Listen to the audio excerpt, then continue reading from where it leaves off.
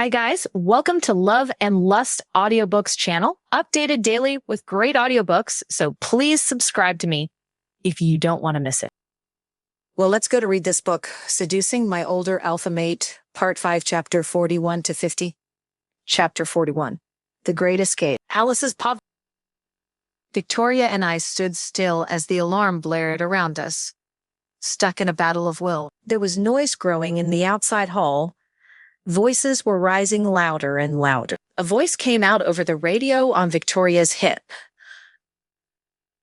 Victoria, the experiments have been released. There is a riot in the building. The voice sounded frantic. What should we do? There are too many. Victoria bent to grab the radio and then walked out of the door, watching me the whole time.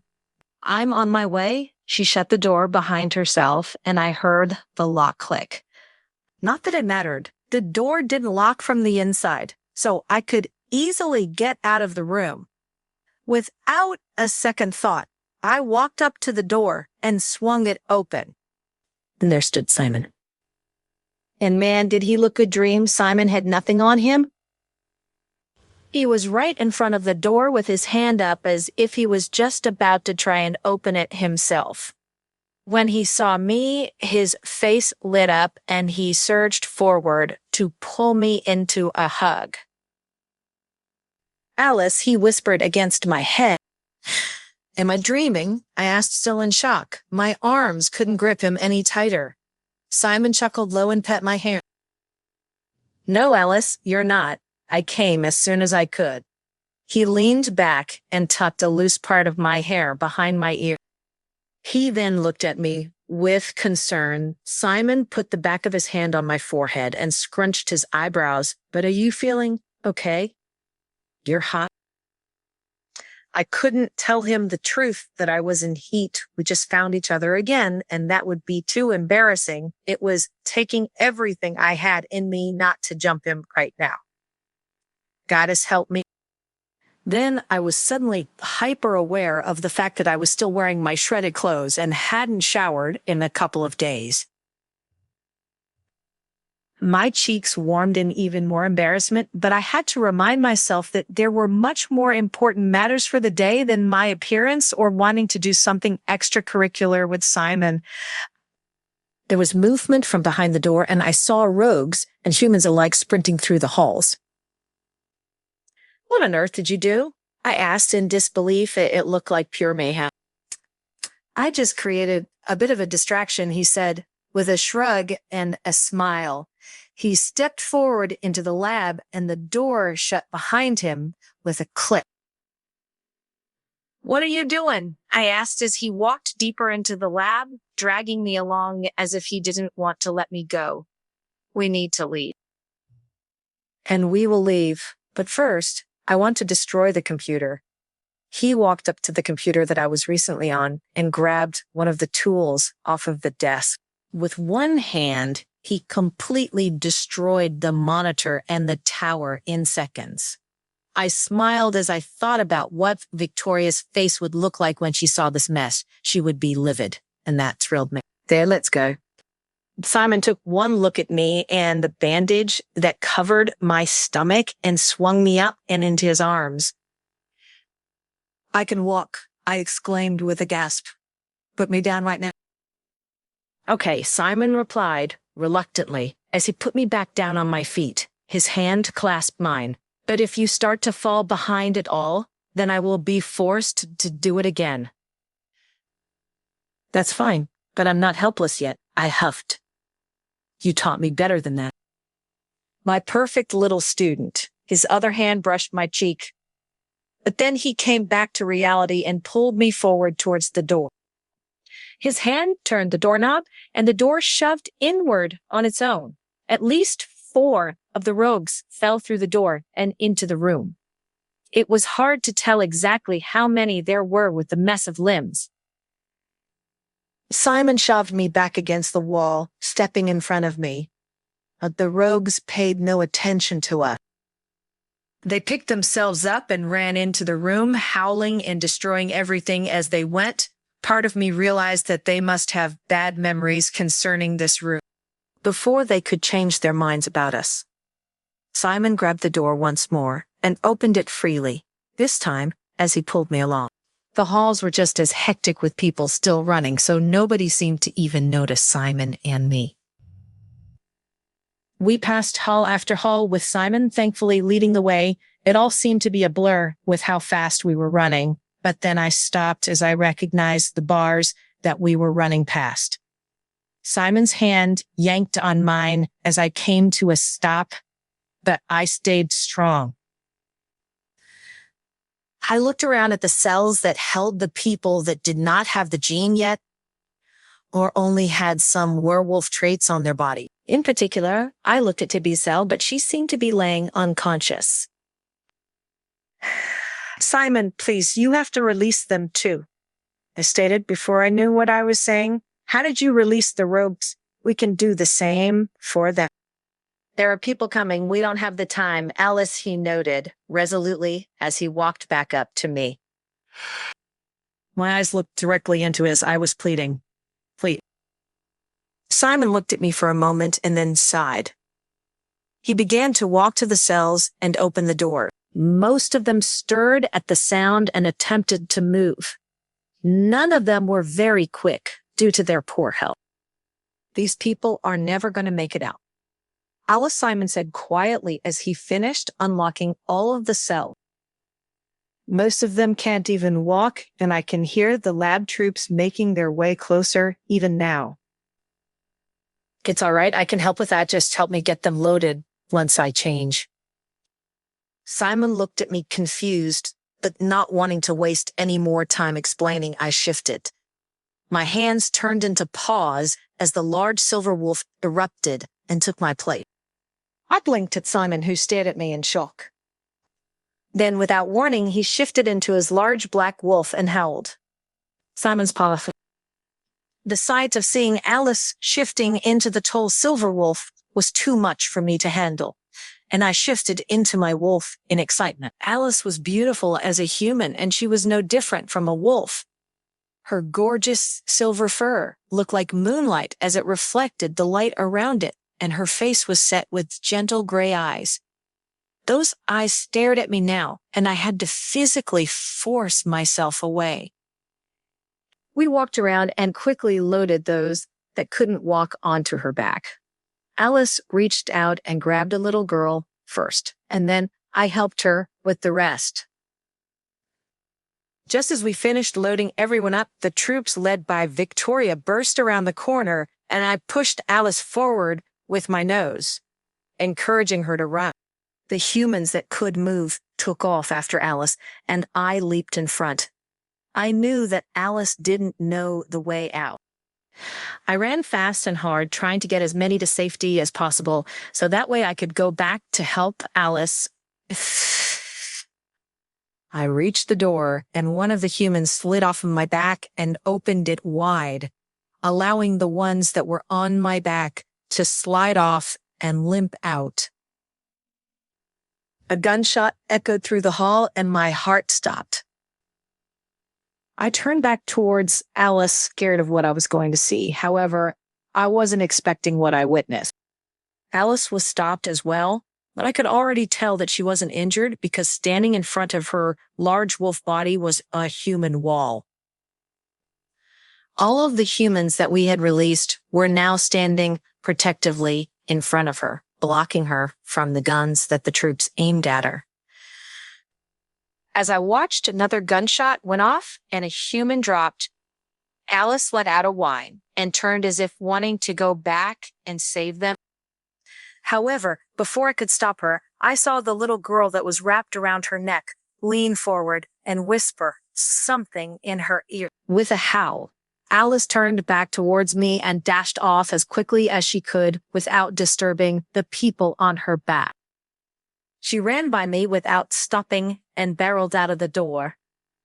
The humans that were blocking her took off as fast as possible, and I helped as many as I could make it to the door. They looked more energized than I saw them so far. These humans surprised me. They might look weak and sick, but they were proving stronger than most warriors I had fought. With the fear of death, one could really thrive. I reached the outside to find Alice, shifted back to her human form, bent over the little girl that I saw around her neck. Once the last of the humans walked out of the door, I slammed it shut and instructed them to lean against it. Then I made my way to Alice. As I approached, I noticed the blood and realized that the little girl was injured. Based on her breathing and where the blood was located, I realized that she must have gotten shot and the bullet was in one of her lungs.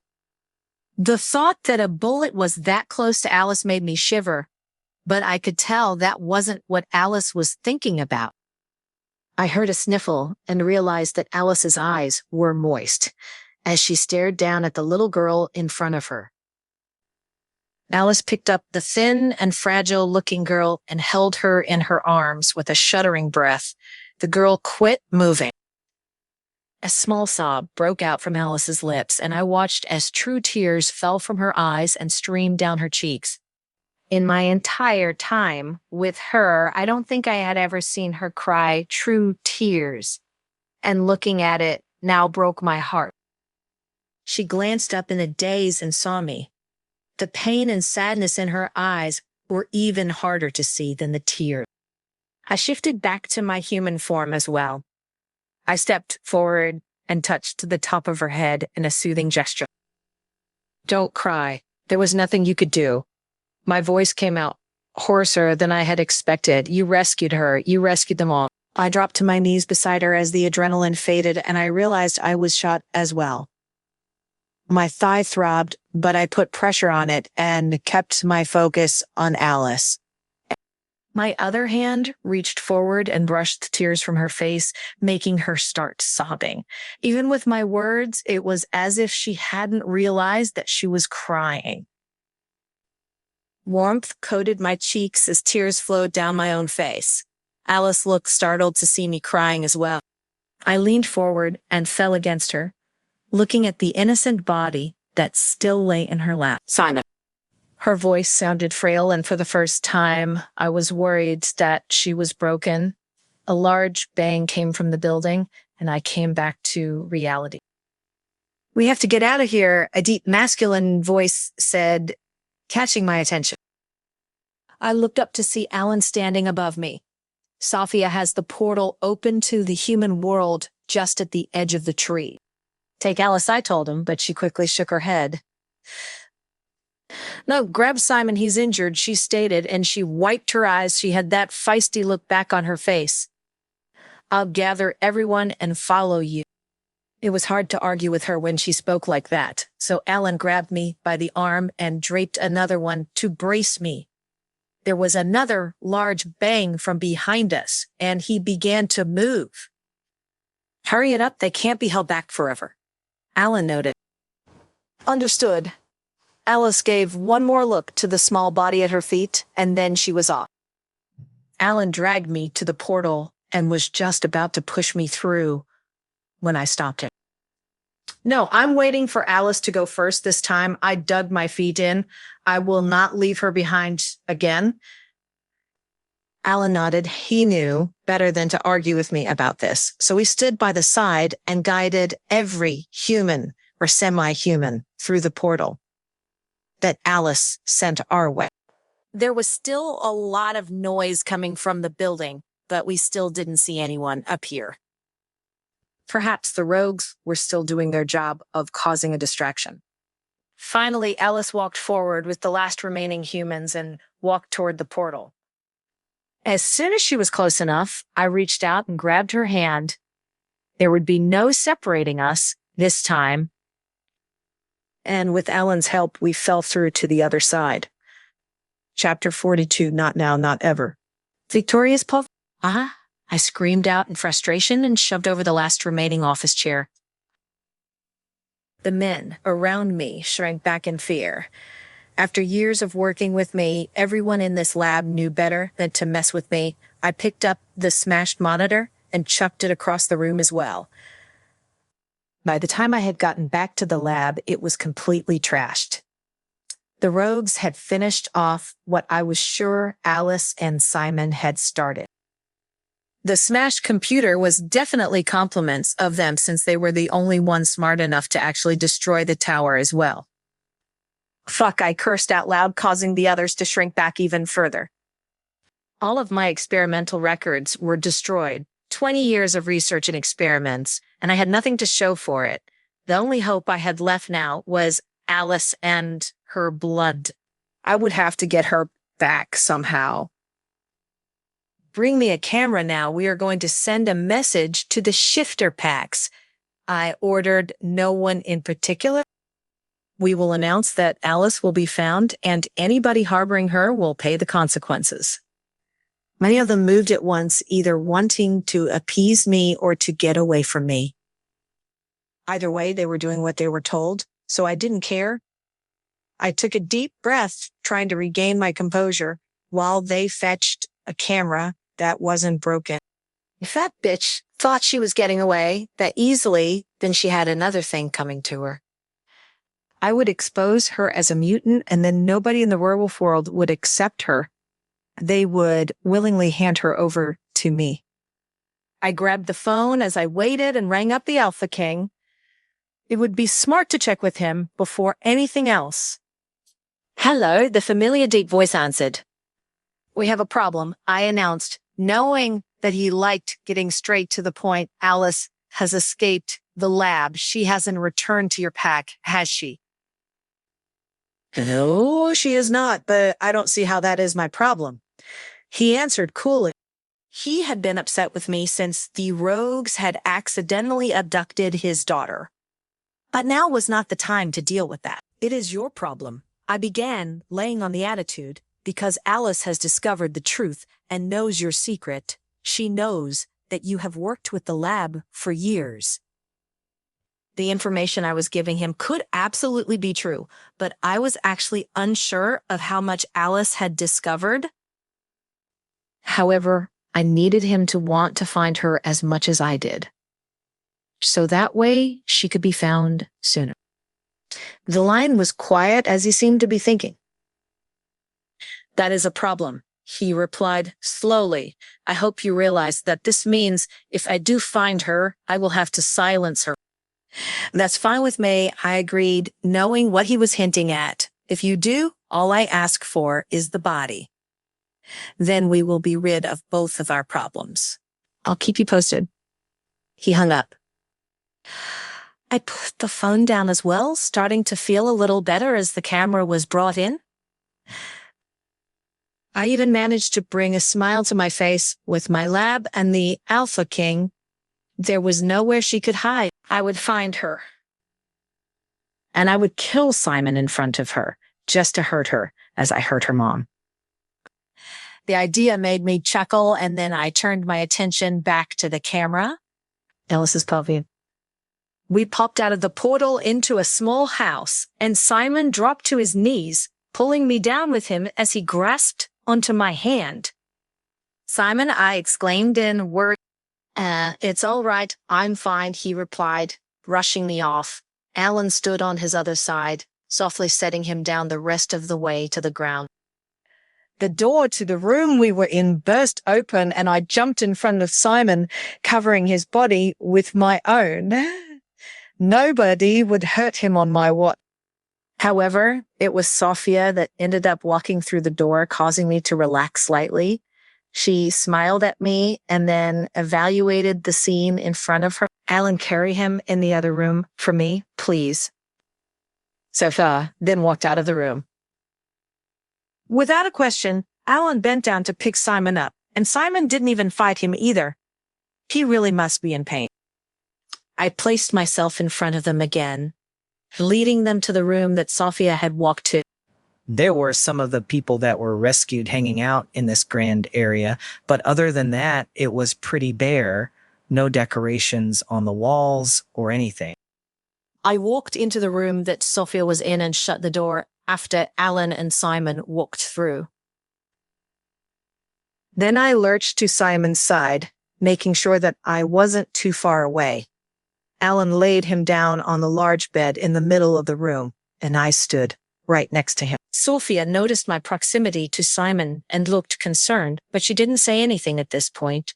She was more focused on treating Simon's injury. I don't have the best supplies here, Simon, she noted, and tusked with her mouth. It's fine. It'll have to do, Sophia, he answered. I had my back to him, keeping a watch on the door. We will have to lay low for a while, so we can't risk going to a healer or a human doctor. I understand. I'm just telling you. So that way, when you are left with a scar, you don't blame me. She stepped forward with a scary-looking needle. Now, I'm going to put you to sleep so that way you don't feel anything. Wait, I felt Simon reach out and grab at my hand, and I turned my head to look at him. Don't leave, okay? I'll explain everything when I wake up. I nodded in answer. My mind was still spinning after the day's events, and talking seemed to take too much energy. Simon smiled at me and let go of my hand, accepting his fate. It wasn't long until he was in a deep sleep and Sophia stepped closer. I moved only a step away to give Sophia more room, but kept my eyes glued on the door. The feeling of fight or flight was still running inside of me, and I couldn't shake the idea that all of this was only the beginning. There was more to come, and I would be ready for it. Unlike how unready I was with Tibby. I shook my head, trying to get rid of the thoughts, and focused once more on the door.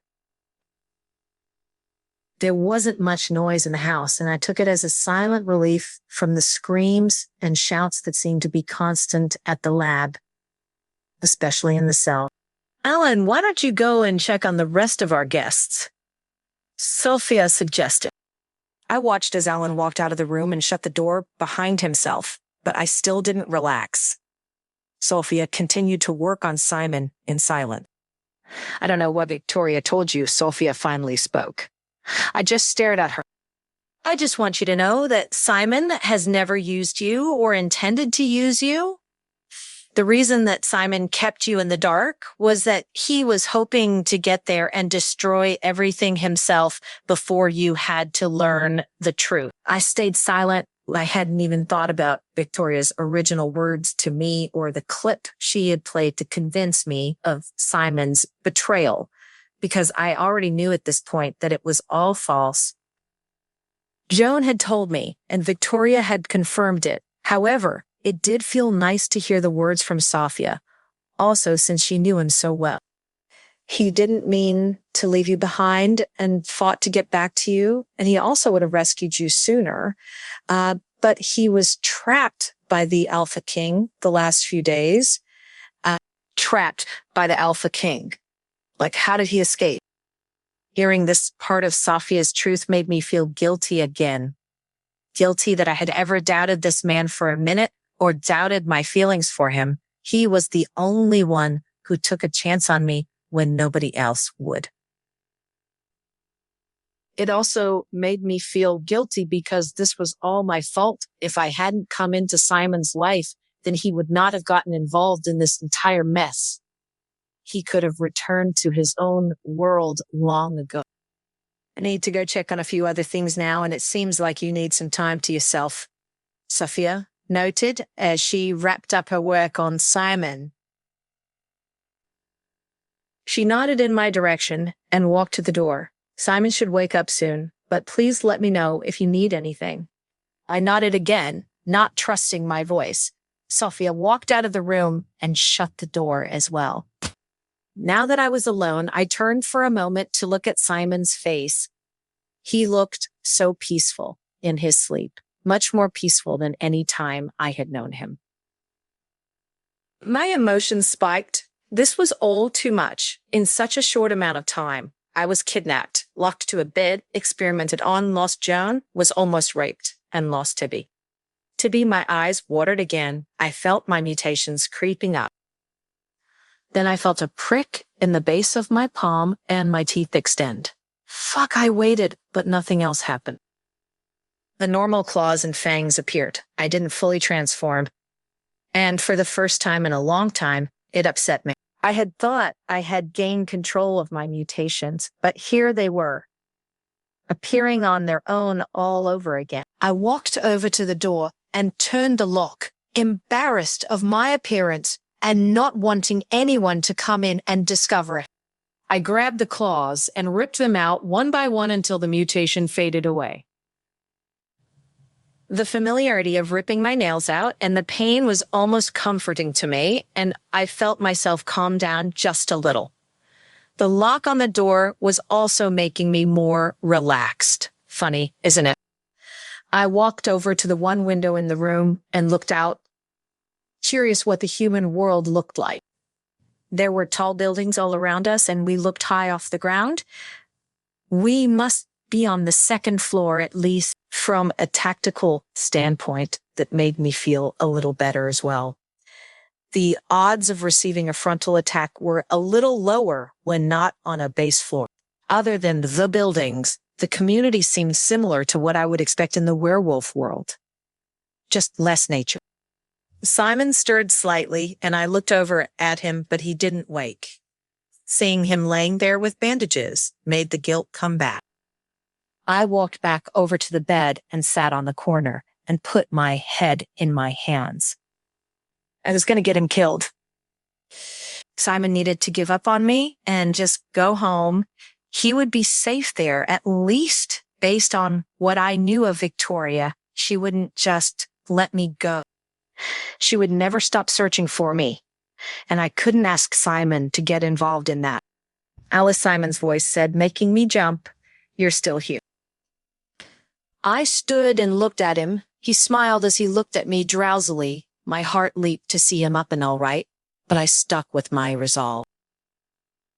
"I only stayed so that I could tell you something," I noted, my voice sounding more flat and emotionless than I could have hoped. My heart panged inwardly, but I didn't let it show. "Return to your continent, to your sister-in-law, and leave me. You don't deserve the monster that I am, the monster that I would always be." Simon's eyes widened in confusion. Alice, what you saying?" "Just that, Simon," I stated, harsher than intended. "Forget about me and the palace.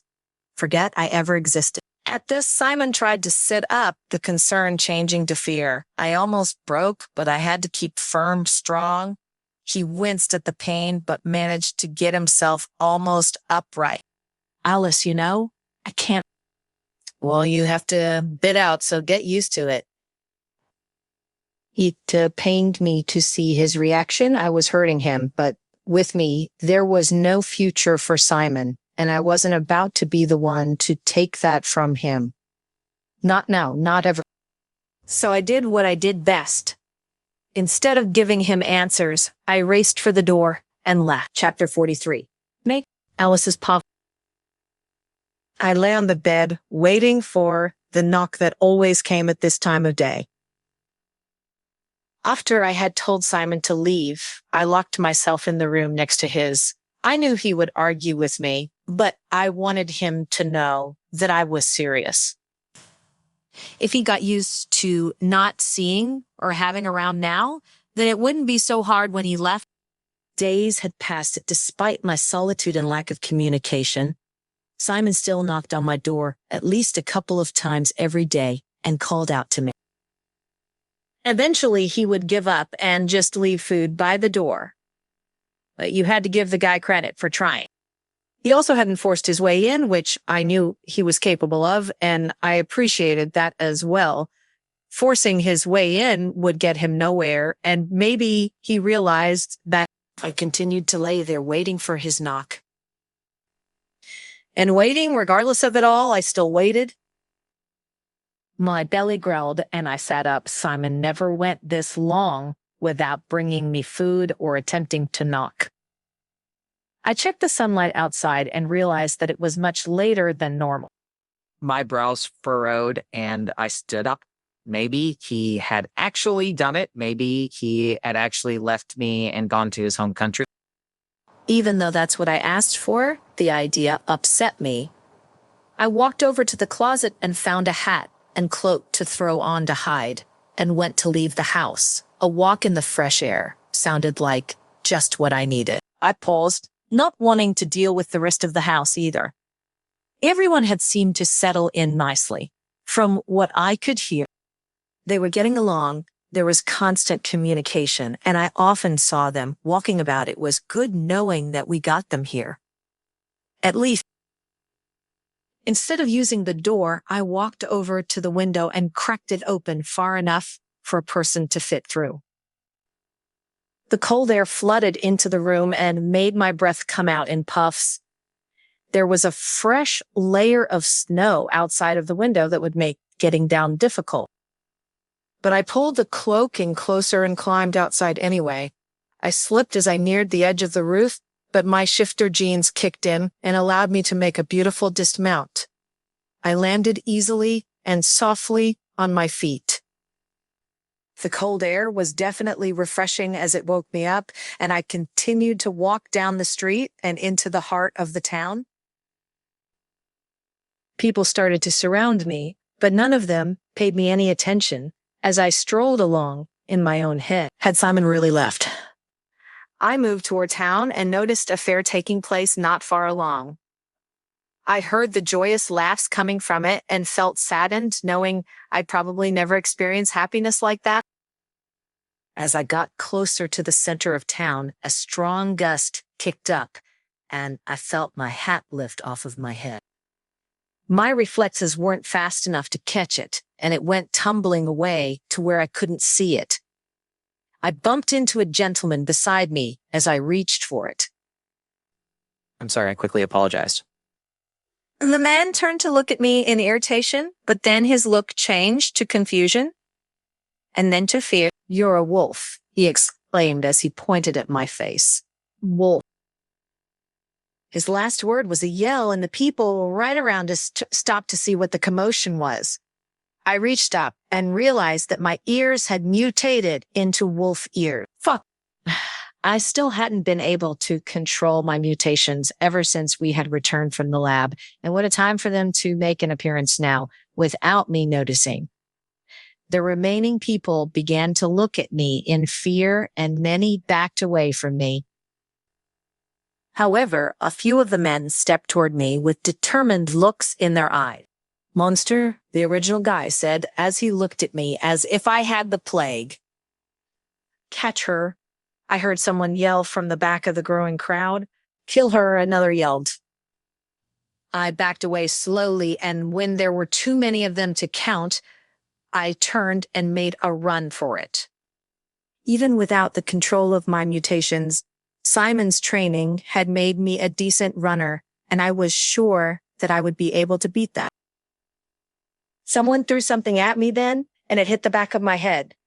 I stumbled forward, and a warm body caught me. They began to drag me away towards the Ferris wheel, but no matter how hard I resisted, I couldn't pull away. How strong was this human? The Ferris wheel was just loading another car when they forced their way forward and threw me inside, shutting the door behind us.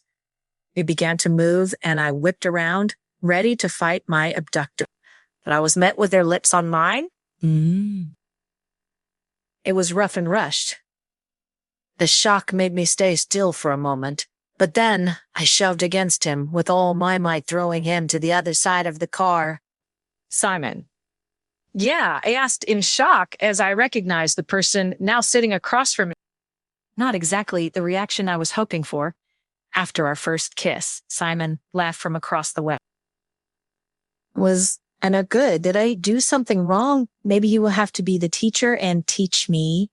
Now, he was teasing me about kissing me.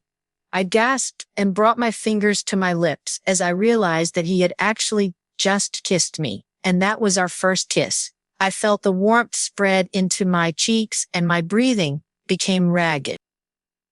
It was much better than the kisses I experienced in my dreams, and I felt myself get warmer still as I remembered them. Calm down, Simon scooted back closer to me and brought his hand up to my face. His hands felt cold on my flushed cheek. We can always keep trying until we get it right. My breath caught in my throat, and I felt like I was going to pass out. Simon leaned forward again, but this time, instead of my lips, His mouth found my ear. Breathe, he whispered softly, and my body automatically reacted, sucking in a deep breath. Now look at that. Your ears are back to normal. I raised my hand to my ears and did indeed feel human ears. Thank goodness. Now you are just a normal human being, Simon stated as he smiled at me, except I would never call you normal. You are too beautiful and strong for that. Where were you? I asked, attempting to distract him and give myself time to breathe. The lightheadedness was already fading away somewhat. I thought you left. Simon looked upset at the idea that I would even believe that. First of all, you need to understand one thing. He grabbed one of my hands and brought it up to kiss it softly. No matter how many times you try to get rid of me, I am not going anywhere, and you cannot convince me otherwise. But he quickly cut me off.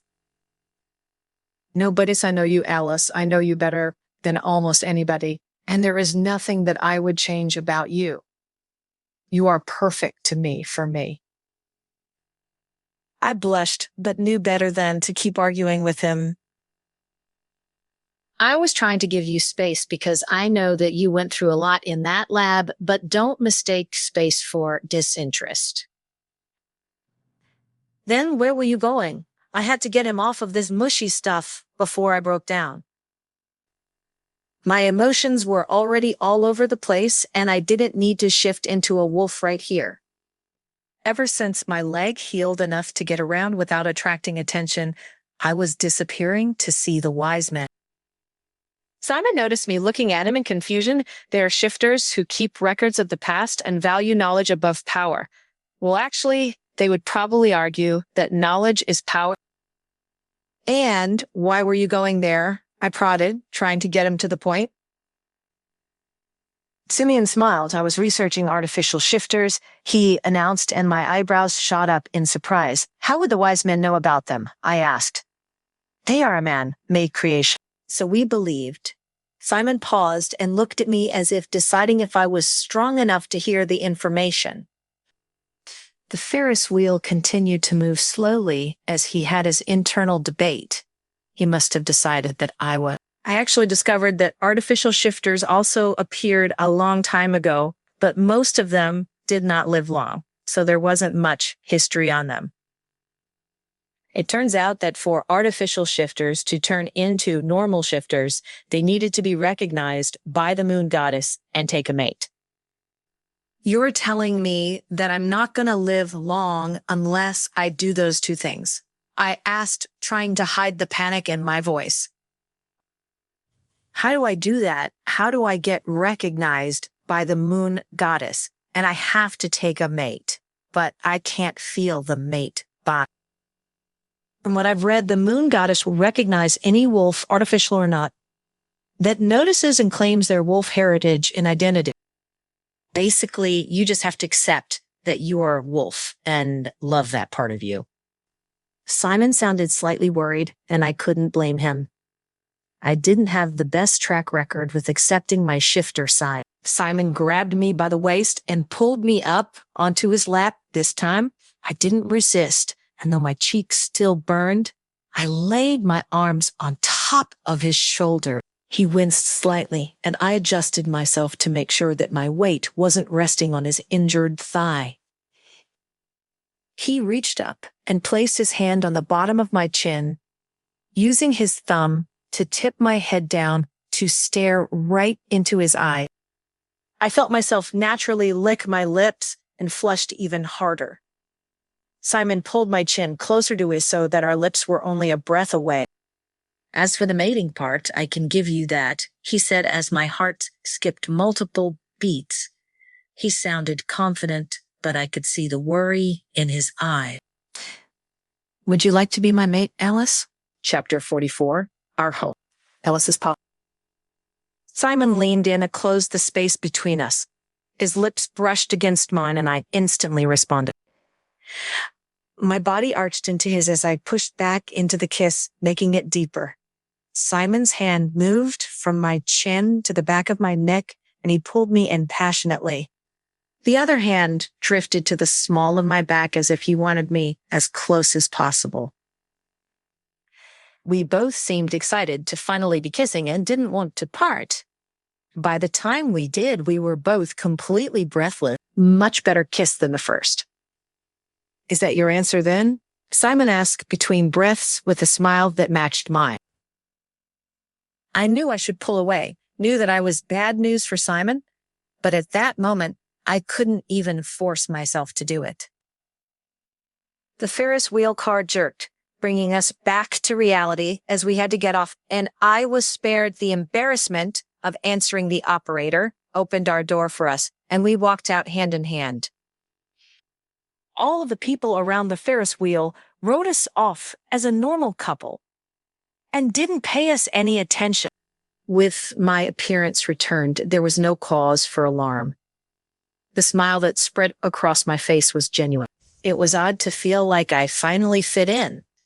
Come with me. I want to show you something, Simon stated as he grabbed my hand and led me to a taxi.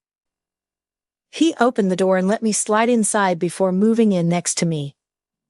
Then he gave the man some directions, and we were on our way. As we drove through the town, he pointed out every little thing he could, and I loved it. Simon understood that I had always dreamed of living an ordinary life in the human world, and here he was showing me how possible that really was. I felt my emotions settle back into place somewhat, and I knew that my mutations were back under control. We stayed in the car as Simon showed me everything. The cold was refreshing, but it was pretty hard to be in for a long period of time. There were pretty lights and decorations everywhere outside too, and I loved how they looked with the fresh layer of snow. Simon explained to me that it was Christmas Eve, a human holiday that was extremely popular and celebrated with gifts. I was amazed Joan had told me about some of the human holidays before, since she still observed a few of them, but I had never expected anything on the scale of this. Let's go home, Simon noted as it grew later and gave a final address to the man driving. At his words, my heart soared and I scooted closer to him. I had never had any place that truly felt like home. I was still able to see outside, but I could also feel the warmth and comfort of Simon's body. It only took a few minutes to pull up outside the house I had snuck out of earlier. Simon handed the driver some money and then he got out of the car, holding the door open and holding out a hand to me. The outside air felt even colder after growing accustomed to the heat in the car, but I took a deep breath and stared up at the large house as the taxi drove away. Do you like it? I heard Simon ask from beside me, and I turned to see him watching me. The human world, I asked. No, the house. Simon smiled and pulled me towards it. I designed it myself. Really? I asked in surprise and willingly followed him. This is actually your place and not just a hideout you found. It's a place Simon corrected, causing my stomach to flip, and no, I didn't find it. I began to design it as soon as I realized that you wanted to live in the human world. You haven't seen much of it since you were locked in that room, but it is actually a very large manor. I also made sure that there are some private flower fields in the back where you can run freely without the fear of being discovered by anyone. However, now is obviously not the season for that. Simon paused as he thought of what else he could tell me. He was pointing out everything as we walked up to the front doors, which were fairly large. There is plenty of room here, enough for all our children. I choked and began to cough, but Simon continued on with the tour, ignoring my reaction. He opened the door for me, and then once we had shed our shoes and coats by the door, he led me downstairs into the basement. The entire bottom floor was lined with scientific-looking materials and plenty of workspace. I designed the basement to be a base of your own, much like Sophia's, where you have a well-equipped space that can facilitate your research. He looked so proud of himself, and I had to admit that the space was impressive. Okay, I admitted, finally able to process what was happening. I will take this space in a heartbeat because it is amazing. However, I never agreed to have a baby with you after all. You are old. Simon grabbed me around the legs and lifted me up, pressing me against the wall as I gasped. Careful, Missy, or I might have to teach you some manners too. He growled out sensually. He pressed me harder against the wall as he leaned in and licked my neck, causing a shiver to run down my spine. But if you want me to be old, I can try. That means I'd stop doing things like this, though. I shook my head vigorously. I was teasing him, but now all I wanted was his lips on mine again. I didn't care what age he was. Simon chuckled and set me down, making me frown. Yeah. Not now, teacher's pet. We have a tour to finish. He leaned down so he could speak in my ear again. Maybe if you're good, you can get a reward later. For an old dude, he sure knew how to get me worked up. I gulped and nodded, grabbing his hand to follow him back upstairs. When we reached the main floor, I noticed a living area that had a few people in it. Then I realized that it was the human test specimens that we had rescued. I opened my mouth to ask, but Simon already saw where I was looking and cut in before I could ask it. Don't worry, Sophia and Alan were doing a great job taking care of them all since they got here. Simon told me they couldn't be in better hands. Thank you. I know you didn't have to do that. I replied, are you joking? Anybody that protects you the way that they did deserves everything that I have to offer. He leaned over and kissed the top of my head, and all you ever have to do is ask for something, and I will do anything in my power to make it come true. You deserve everything that I have to offer, too. I came to a stop, and Simon looked back at me, worried, but instead of the negative emotions that he expected, it was positive. I jumped onto him and pressed my lips against his before I could second. Guess it. Simon seemed shocked at first, but then he happily responded, cupping my ass in his hand. I knew my cheeks were probably bright red when I pulled away, but I didn't care. Why are you being so open with me? Now I couldn't help but ask as I stayed propped in his arms. A few days ago, I wasn't even sure if you liked me. The same could be said for you, he said softly, nuzzling his nose against mine. Defending myself, of course, but then I also knew that I was about to attack the lab. I would have hated to tell you how I felt and then had something happen to me. I didn't want to do that to you.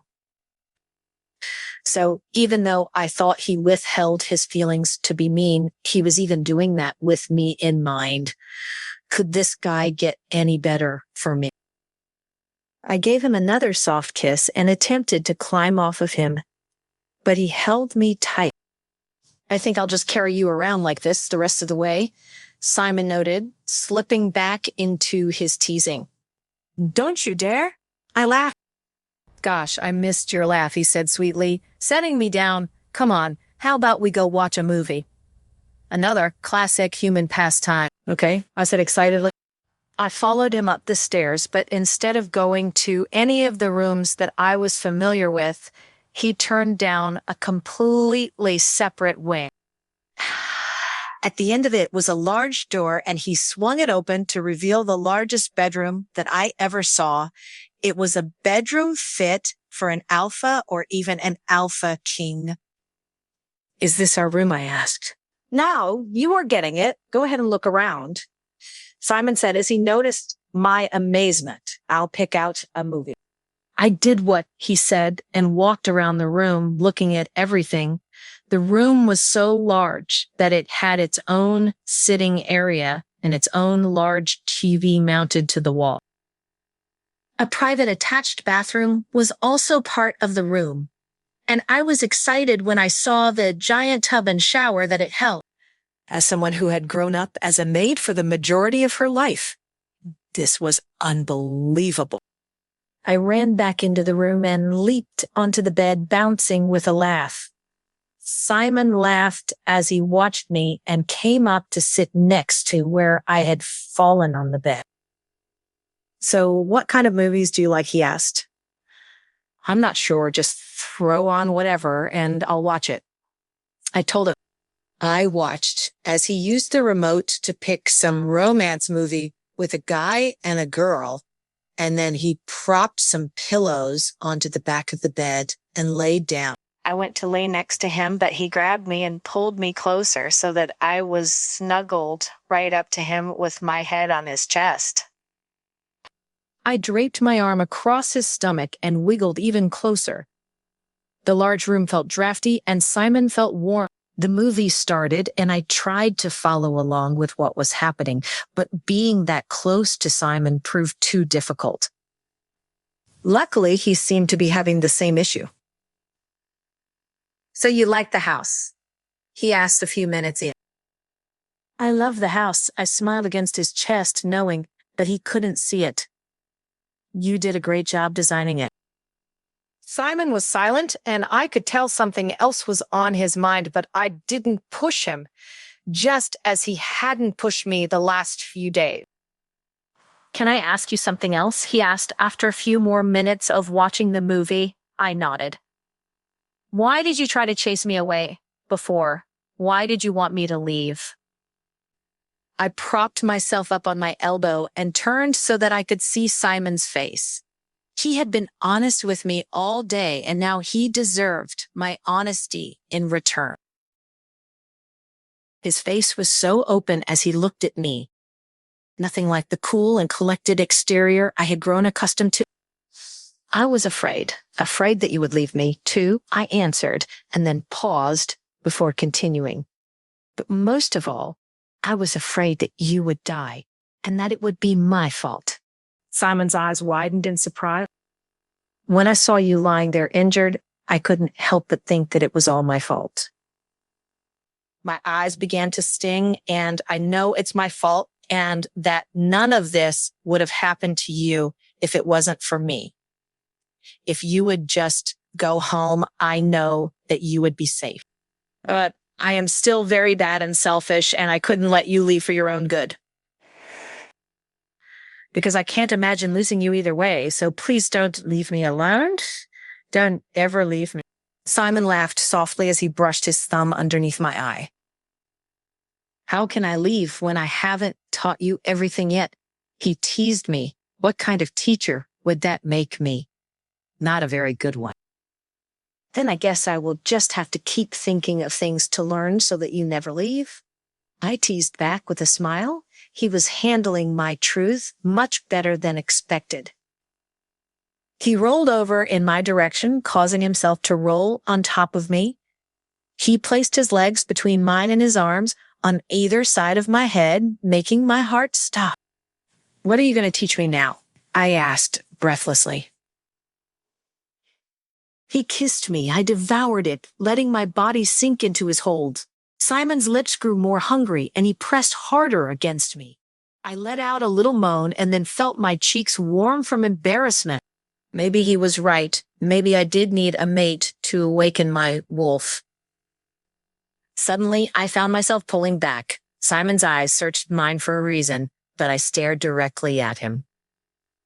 What, he asked, growing concerned. Did I? Was it too much? I shook my head, not breaking my eye contact. What you said about being my mate. Quoi? I began. Did you mean it? Simon stopped and looked at me. His hands cupped my face as he gazed into my eyes. I saw nothing but pure adoration. Of course, I meant it. Why do you ask? I bit my lip nervously if I asked him to. I knew he would. But I also knew once I asked, there was no going back. It was all or nothing. Was I ready to have Simon be my partner? All for life. I looked up into his eyes and saw myself reflected back. This man loved me despite my flaws, and I was ready. He was it for me. I think I'd really like it, I said quietly. Simon stared at me for what felt like forever. You would. I nodded. I had no idea what else to say. He paused and then ran a thumb over my cheek tenderly. Do you know everything that goes into it?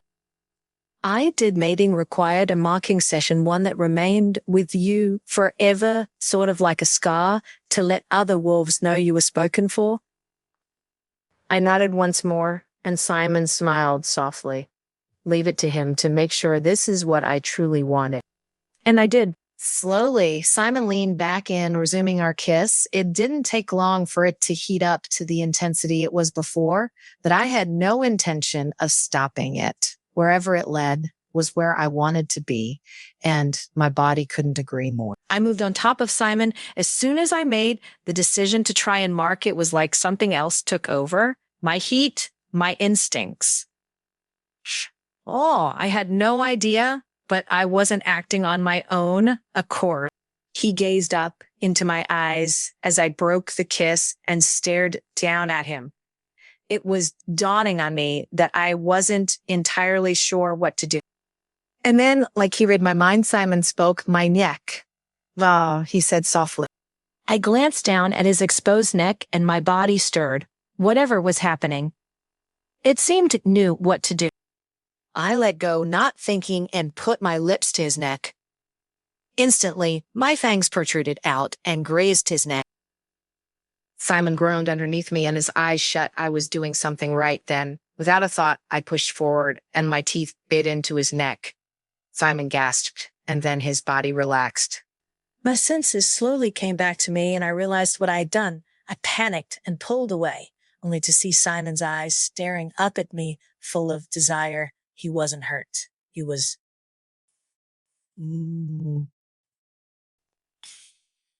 Quickly, without telling me, Simon rolled me over so he was on top of me. He leaned forward and kissed me with ferocity. I felt my body warming at each touch and embrace. His lips trailed from mine down to my neck. I found my hips moving against him as he hovered over my skin.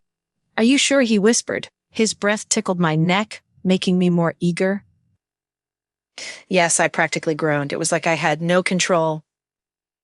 Simon hesitated for a moment, and I was about to yell at him when I felt the stinging sensation of his teeth biting into the flesh on my neck. I cried out in pain at first. Simon's hand clamped over my mouth to keep the others from hearing us, and then the pain subsided. In its place, I felt immediate pleasure. It was beautiful, magnificent, and like nothing I had ever experienced before. Then I heard a voice in my head. It was distant, but crystal clear. My eyes shot open. It was my inner wolf. Chapter 45, Taking Care of Business. William's puff. The shifter world was falling apart. Ever since Alice had escaped from the human lab, everything came burning down. The Victoria lady that had taken me hostage in the lab had come out with a press release video of sorts not long after Alice went missing. The video served as a call to action and a threat all at once. And most surprising of all, it also led to the discrediting of the Alpha King. It was clear that he had something to do with the mutated rogues, and people were not happy. Most of the packs even chose to no longer be subject to his jurisdiction. So here I was on my way back to my own pack. With the fall of the Alpha King's popularity, my father and the Opal Moon pack were more popular than ever. Our pack was well known for having helped multiple others fend off the mutated rogues in the past, and that was a good show of faith for the people now when so much was uncertain concerning this new breed. William, you are here. My father called out as I got out of the vehicle. He had called me back home earlier, and I had answered, "Hello, Father," I replied with a hug. It was a miracle that I had stayed at the Alpha King's territory for as long as I did. My father had wanted me to come home as soon as I was rescued from the human lab, but I had convinced him that I needed to stay in support of Olivia. In reality, I was waiting for Alice. Come, let's go to my office so we can talk more openly, my father said as he turned back toward the building. We walked into his office and I had barely shut the door before he started talking. William, I brought you here so that way we could talk openly, my father began. I want you to ignore all of the rumors that you might hear of the Alpha King and continue to aid him in guarding the palace. I looked at him and frowned. Guard the palace, I asked in confusion. His words made me feel suspicious. Why are you remaining loyal to the Alpha King? The Alpha King is our king, was all he said in response. I scoffed. What kind of king sends his own people to be experimented on? I asked. My father had always allowed me to be honest and voice my opinions to him. Do you remember all of the people that have died at the hands of the mutated shifters? You cannot tell me that blood isn't just as much on the king's hand. My father stood and stared at me in contemplation. I was reminded as I stared back at him just how little I resembled him. I must have gotten my looks from my mother. Do you know the story of the Alpha King's uncle? He suddenly asked as he stared at me. When I shook my head, he continued. The uncle was supposed to be the true Alpha King. However, the Alpha King came to me to ask for help to defeat him. I had known the Alpha King for years, and we were good friends, much like you and James. So I helped. It wasn't long after we had defeated him and seized the throne that he suddenly disappeared. I had assumed that he had turned rogue in embarrassment and did not know that the Alpha King had sent him to the human laboratory for research. I helped the Alpha King seize power for selfish reasons as well. Your mother was always infatuated with the Alpha King's uncle, so I had hoped that by getting him out of the picture, she might notice me. He also promised to make me Alpha of the Opal Moon Pack to entice her even further. I looked at my father in shock. This did not sound like him, like the man that he had painted himself to be all these years. You see, son, that's why I have to stay loyal. He explained, none of us have perfect pasts, and I can't fault him for his, just like I don't want you to fault me for mine. Do you understand? Unsure of how to answer, I got up and walked out of the room, too stunned to even say a word. The only thing I could do was to keep walking, but before I knew it, I was no longer in the pack. I was in between here and there, just as I had felt my whole life. Suddenly, a voice spoke out from beside me. Hello, William. I jumped to the side, startled by it. As I watched, a woman appeared from behind the trees. I'm Victoria, I said as my stomach spun in knots. Just the mutant shifter I was looking for. She smiled and stepped closer to me, with the rest of the experiments escaping. I'm afraid I need you to come back with me. My blood ran cold. What do you mean, mutant shifter? I asked, though. Deep down, I think I already knew. Oh, you don't know, Victoria smirked, my dear child. You are not the child of Alex and Emma. You were just an experiment that I swapped out with their real child. Experiment number 10038, to be exact. You're lying, I said quickly, not wanting to believe the truth I knew she spoke. It would explain so much. You know, I'm not, she smirked again, enraging me even further. Your biological father is actually Mike, the Alpha King's uncle that competed for the throne and lost. The Alpha King's uncle, my rage fluttered as I considered her words. I always knew that there was something off with me and that I possibly didn't have a wolf soul. So hearing that I was a mutant was not as surprising as I wished it was. However, my heritage truly was. It made me wonder who my mother was and if my true father even knew of my existence. My entire childhood, I had behaved a certain way to please my father and make him proud. And now I found out he wasn't even my father. I opened my mouth to answer when suddenly there was rustling beside me, and Victoria glanced over, looking triumphant as two mutated rogues dragged James and Olivia up to her. No, I shouted and stepped forward, but Victoria put her arm out to stop me. What are you guys doing here? We were worried about what your father would say to you, Olivia said in a timid voice. So we followed you to make sure you were all right. James choked out past the hand around his throat. Not like you needed our help, since it turns out you're one of them. Olivia spit out, piercing me. We heard what she said, who you are. Well, you two came just in time, Victoria interrupted. Now, you can join me as well. And why would we do that, you old hag? Olivia continued to fire. Because of this. Victoria pulled out a tablet from a messenger bag on her side and searched through it for a moment before turning it around so that Olivia, James, and even I could see the screen. That's Mother, Olivia gasped, her fire dying slightly as she recognized the person in the frame. You keep wondering what happened to your mother, so allow me to show you. Victoria hit the play button. I watched the video in horror as the murder of the Queen played out in front of me. The clip started with just the Queen in the frame of the camera, but soon we were able to see another small body appear. There was no mistaking that silver hair. It was a young Alice.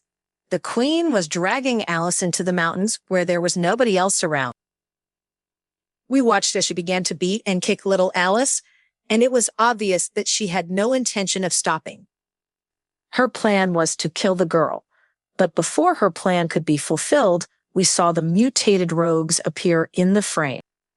The Queen attempted to push Alice at them, but she was too fast and ran off to hide. She was all alone. Instead of searching for the girl, the mutated rogues proceeded to tear the Queen to shreds. Olivia gasped and started to sob. And when I looked over, I noticed how pale James had gone as well. Why would you think this would make us like you? James growled, glaring at the older lady. The mutated rogues do your bidding. This just proves that you are the reason that our mother is dead. I am not your enemy. Did you not pay attention? Victoria rewound until there was a clear image of Alice on the screen. It was her who killed your mother, and getting her back has been my only purpose the entire time.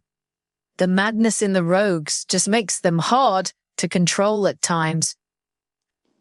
You're wrong, I spit out, realizing that she was trying to turn them against Alice for her own benefit. Even if she's wrong, she has a point, William James said slowly. Alice has always made our lives a living hell, and I knew she had something to do with Mother's death. Olivia chimed in. Her fire reignited. I will do whatever you want, as long as you let me kill her. Deal? Gloria said smugly. I'll even throw in a bonus. If you find Alice and bring Simon to me, then I will destroy the evidence of your father's cooperation with me and clarify the rumors myself. The Alpha King's reputation will be recovered. Both James and Olivia nodded, so Victoria signaled the rogues to release them. As soon as they were free, they took off running, but I knew that they were going to keep their word and go in search of Alice. Why don't you come with me and say hi to your father? Victoria said to me, and I turned towards her. This woman really had perfected the art of manipulation, and I was helpless to it. I followed her back to the human lab. The walk did not take as long as I expected, and before I knew it, I was standing in front of a row of bars with a large man standing behind them.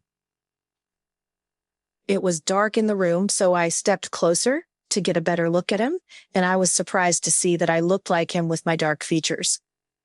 I guess that explains why I didn't look like Alpha Alec. Mike, my father, seemed to finally realize that I was standing there and surged forward, clawing at me through the bar. I gasped and moved back just in time. There was the sound of cloth ripping, but he hadn't pierced my skin. It seems as if your biological father does not approve of you. Victoria chuckled from beside me as I tried to calm my heart rate back down. Goddess, I wanted to punch her in the face. You could stay with me, and I could make you something to be proud of. As Victoria continued finding her angle, I could make you stronger, and you would become the most powerful werewolf in the world. I could protect you. I looked back at my biological father living in a cell with mad eyes. Victoria sighed. That's a pity. 10038. Then I suggest you find Alice quickly. Otherwise, the news that you are a mutated shifter will catch up with you. The shifter world will not tolerate you, just as they are already rejecting her. It's too late, I announced. You already let Olivia and James take off with my secret. Then I suggest you hurry before they come after you. Victoria suggested, just remember, my door is always open. Took off at a sprint, not even wanting to think about it, and left the lab. I slammed the door shut behind me. Then I turned to face the unknown world. I had no allegiance now. No allegiance to the Opal Moon Pack. No allegiance to the royal family. The only person that would understand me was Alice. I had to find Alice. My feet hit the earth hard as I began my journey. But first I needed to take care of James and Olivia. Chapter 46, An Alpha and a Luna. Alice's paw. I woke up with a start, still laying against Simon's chest. My breathing was fast, and I tried to slow it down along with my heart rate. But Simon had already felt my movement and was fully alert. What is it? He asked, sitting up so that he could examine me. What's wrong? Nothing, I sighed, pulling him back down onto the bed and on top of me. The warmth of his body soothed me. It was just a bad. What was it? He still asked, but I felt his body relax somewhat against my own as he realized there was nothing seriously wrong. He kept most of his weight off of me, though. Just something stupid. I played it off. Olivia and James showed up to drag me back to the palace. That is stupid. Simon smiled. I felt his soft lips press against my neck as he cuddled in closer. My heart fluttered nervously. I would never let that happen. I chuckled at his confidence and began to rub my hand through his hair. The room was still dark, and I could feel the moonlight as it poured in through the window. I couldn't have been asleep for long. My hands continued to absently play with his normally slicked back hair. Just as I thought about falling back asleep, Simon moaned into my ear and pressed the rest of his body against me. I gasped as I felt the bulge that was now pressed in between my legs. I am awake now. Simon lifted his head up at my gasp and stared into my eyes, but I saw his dart back and forth as if he was judging my reaction. I almost expected him to tease me. If you aren't comfortable, tell me and I can move, he said instead, surprising me. Rather than answering him right away, I took the hand that was in his hair and pulled his face to mine. I mashed my lips against his with the passion that I was holding in for weeks. We kissed and kissed until we had to pull apart and take some breath. Something else awakened inside me the closer and closer we got. Then I remembered I was in heat. Simon braced himself in his arms and stared down at me. He looked at me like I was a goddess, and I felt the warmth spread even deeper into my body. I knew my cheeks were flushed, but that didn't stop me from teasing him anyway. I'm ready for my next lesson, Mr. Simon, I stated softly. The light sparked in Simon's eyes, and I had never seen a smile that big on his face the entire time that I had known him. He bent down and kissed my lips more softly this time, teasing me about what was to come. Oh, my perfect student. He growled against my lips, and I felt his hands on the edge of my shirt. His bulge pressed harder against me, and I knew this was it. I could hear my wolf pressing me onward, finally eager to have this connection. She'd been waiting so long for this ever since we met Simon.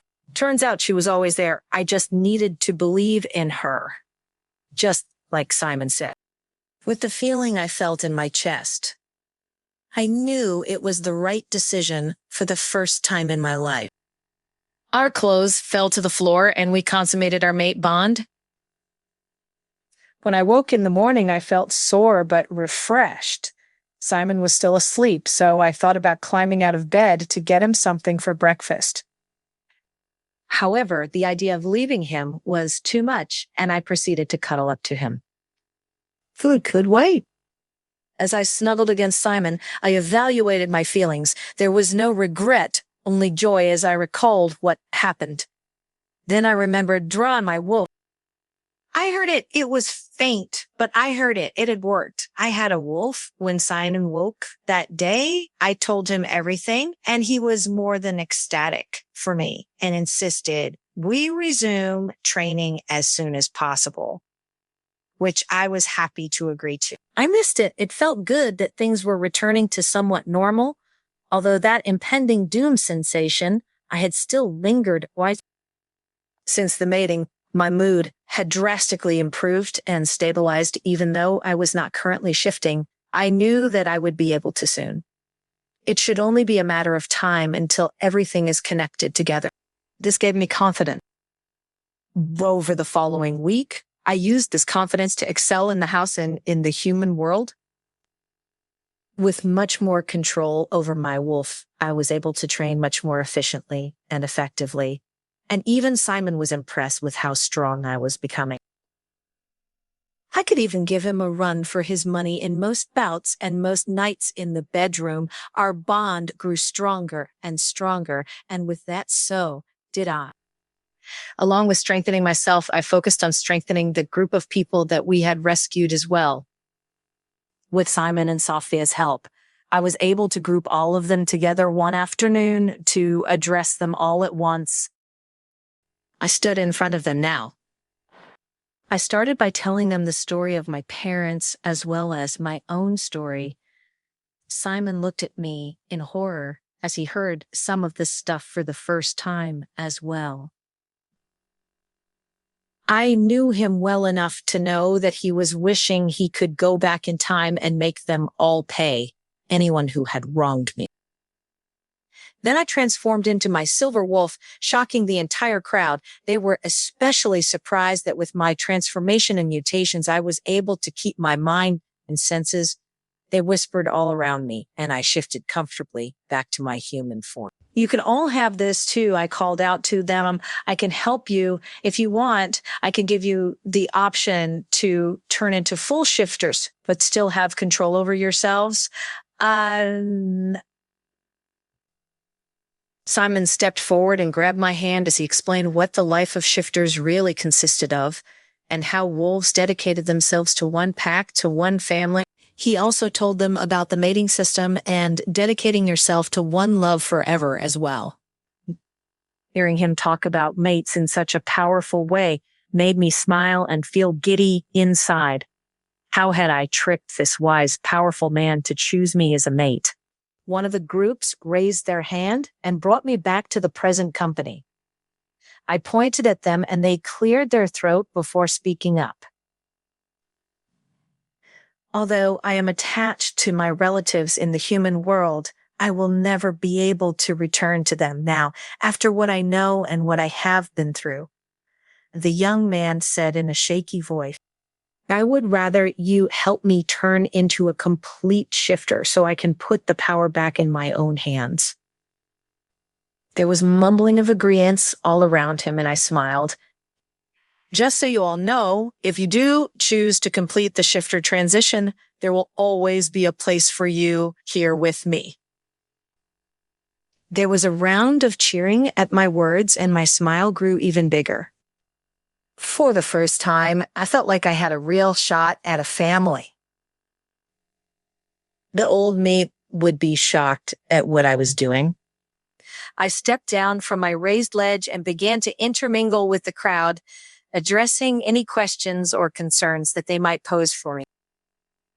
As I walked around, I noticed that there was only one who didn't seem to be excited about the prospect of getting their life back. It was a small teenage boy that I could see crying in the corner. Without another thought, I walked over to him to try and see if I could help comfort him in any way.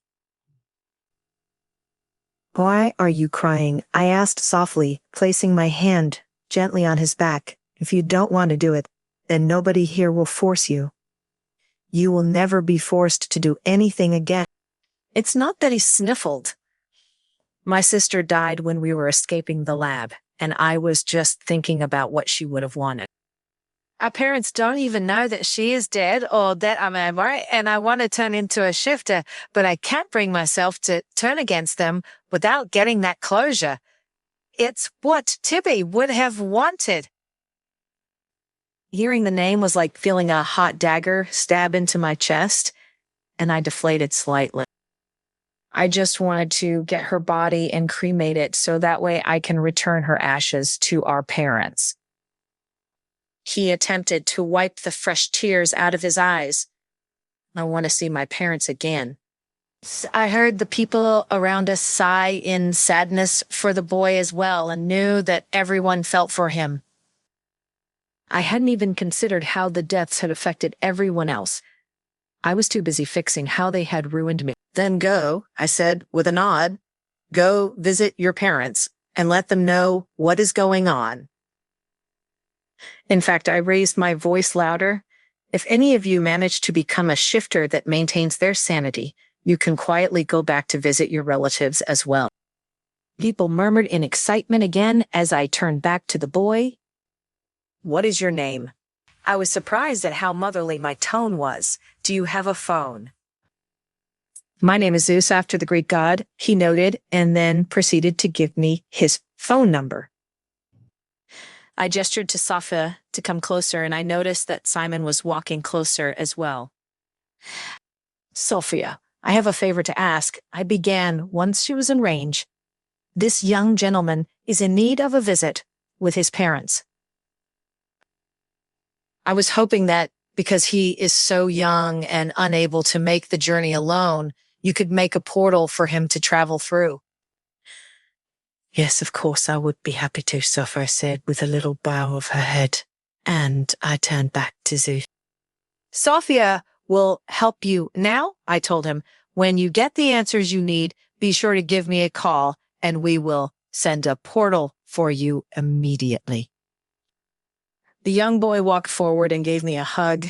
I stiffened under his touch at the unexpectedness, but smiled nonetheless. Thank you, Zeus smiled softly, and then he followed Sophia out of the room. Well done, mate, Simon whispered as he came up and hugged me from behind. The pedi embarrassed me, but I liked it enough to not push away. I did, however, walk him into a nearby room and shut the door. The privacy suited me much better. I have a favor to ask you, I started sweetly, turning around in his arms to look at him.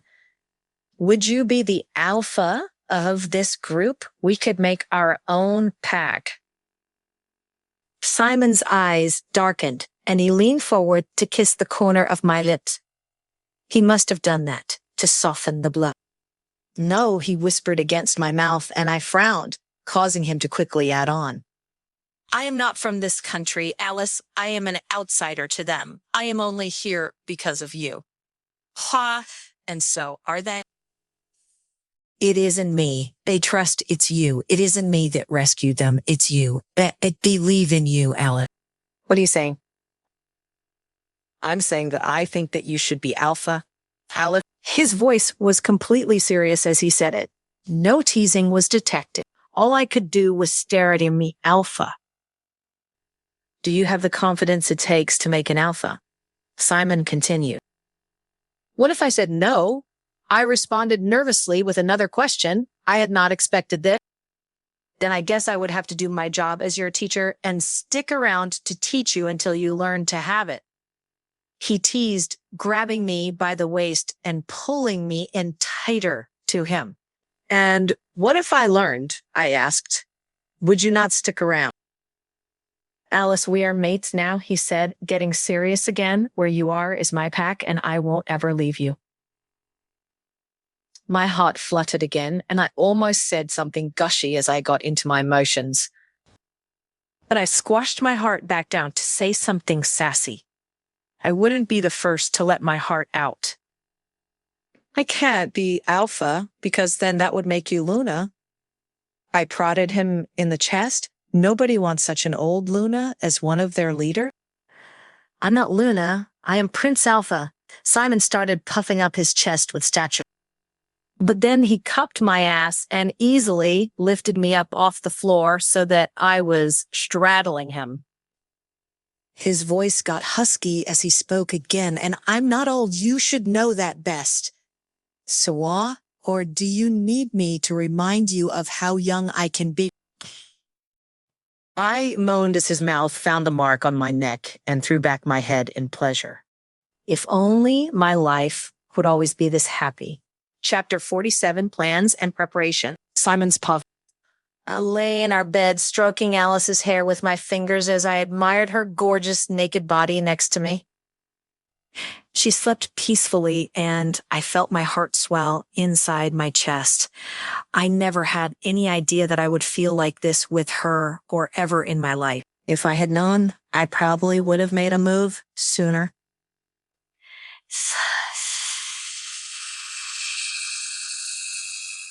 It was a noise from... I must be imagining things. Alice's nightmares must be getting to me now as well. Except this nightmare was real. I heard a sound again and heard my phone vibrate on the table next to the bed. I grabbed it and felt my blood run cold. The message was from James and read, "'Cause we found you." It was followed by a picture of the front of the estate. Then another came through as I sat there staring at the screen. "'Cause come out alone and we can make a deal, 'cause..." I knew that I had to at least try. Carefully making sure not to wake Alice, I crawled out of bed and threw my clothes and shoes on.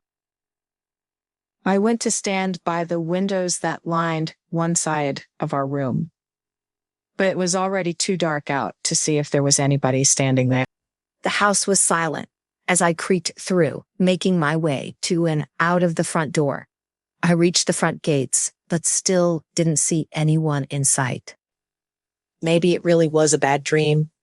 Maybe I had imagined it all. My phone buzzed in my hand again. Dashing that thought, I looked down and found coordinates for a place to meet, not far from here. Following the coordinates on the map, it only took me about 10 or 15 minutes to reach the destination. As I approached, I noticed Olivia and James standing in the middle of an abandoned building. I hesitated. This had to be a trap. There was no way that both Olivia and James would be this dumb. I had beaten both of them numerous times.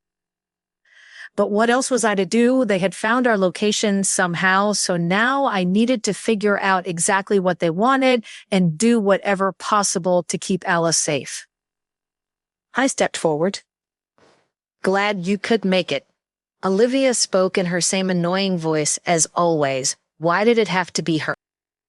"What do you two want?" I growled out. I wasn't one to beat around the bush, and this was the furthest I had been from Alice since we mated. I didn't like the feeling. "The Alpha King is requesting your help," James answered, and I turned my attention to him. I very much doubted that was the case. The Alpha King had locked me up the last time I had seen him. And from what I heard from the wise men, the Alpha King wasn't sitting in a great spot to give demands to anyone at the moment. So what was their real reasoning? I heard a noise from beside me, and my head snapped to it, hyper-aware. The noise was the result of a mutated rogue walking closer to me. Hearing more shuffling, I glanced around and realized that the mutated rogues had formed an entire circle around me. "You guys teamed up with Victoria," I asked coldly because that much was obvious now. "Wow, you are even dumber than I thought. I am ashamed to have ever called you my students." "Shut up," Olivia screamed out, her cheeks flushed. "Victoria requires you to come with us if you want to save Alice, and if we want to help our father," James continued more logically. "Surprising, you need to come with us." I looked around at my surroundings, debating what to do. There weren't that many rogues, so I could easily take them all down. And Olivia and James on top of that didn't even count. It would be a walk in the park. But then I would expose Alice and her group of rescues to the human world, and it wouldn't be long until the human armies and Victoria herself rained down upon us. After spending all of this time designing this estate for her and seeing how she truly began to blossom, I couldn't ruin it for her. I couldn't ruin our home. My decision was made. I knew that Alice was sleeping, and even though we were mated, I wasn't able to mind to link yet with her. But I figured now was as good a time as any to try, just in case something happened. I focused hard on Alice and our bond and sent her the first thing that I could think of. The main thing that I wanted her to know, the thing I was regretting now, having not said already because I love you, because Olivia and James continued to stare at me, so I walked up to them with my wrists raised in defense, a sign that they could cuff me if they wanted. Fine, I agree. Take me to Victoria, I told them, keeping my voice as calm and neutral as it used to be. If I knew Victoria, she really wanted me to do research on myself, but I knew that her research would be near impossible without Alice. Not to mention the fact that Alice and I had destroyed Victoria's experimental data to the point that it would possibly take her years to recover. Hopefully she would be dead before then. And as much disbelief I had in Victoria was how much faith I had in Alice. I had watched her truly develop in a short bit of time and was sure that she would be able to build an antidote for the mutated shifters and rescue me, but Victoria ever had a chance to restore her materials. And so with that in mind, I felt comfortable heading with this ambush and buying Alice as much time as possible.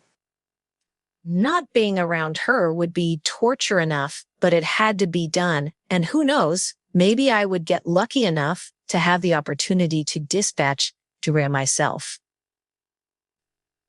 At this point, I thought it a miracle that she was still alive.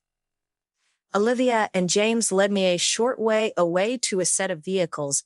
The mutated entourage continued to encircle us, but seemed placid with the ease with which I was coming. I climbed into the back of one of the cars with another of the rogues and tried to get comfortable for what I was sure was a decent trip. Just as we began to drive off, I saw a flash of silver outside the car window and cranked my head to look. There was Alice standing in all of her glory as her gorgeous silver wolf with the moonlight reflecting perfectly off of it. Alice seemed to notice me in the back of the car and let out a pained howl as she sprinted for me. Simon, I heard her panicked voice clearly in my head, and as much as it hurt me, I was excited to finally mind a link with her. I'm fine, I hurried and called back to her mind.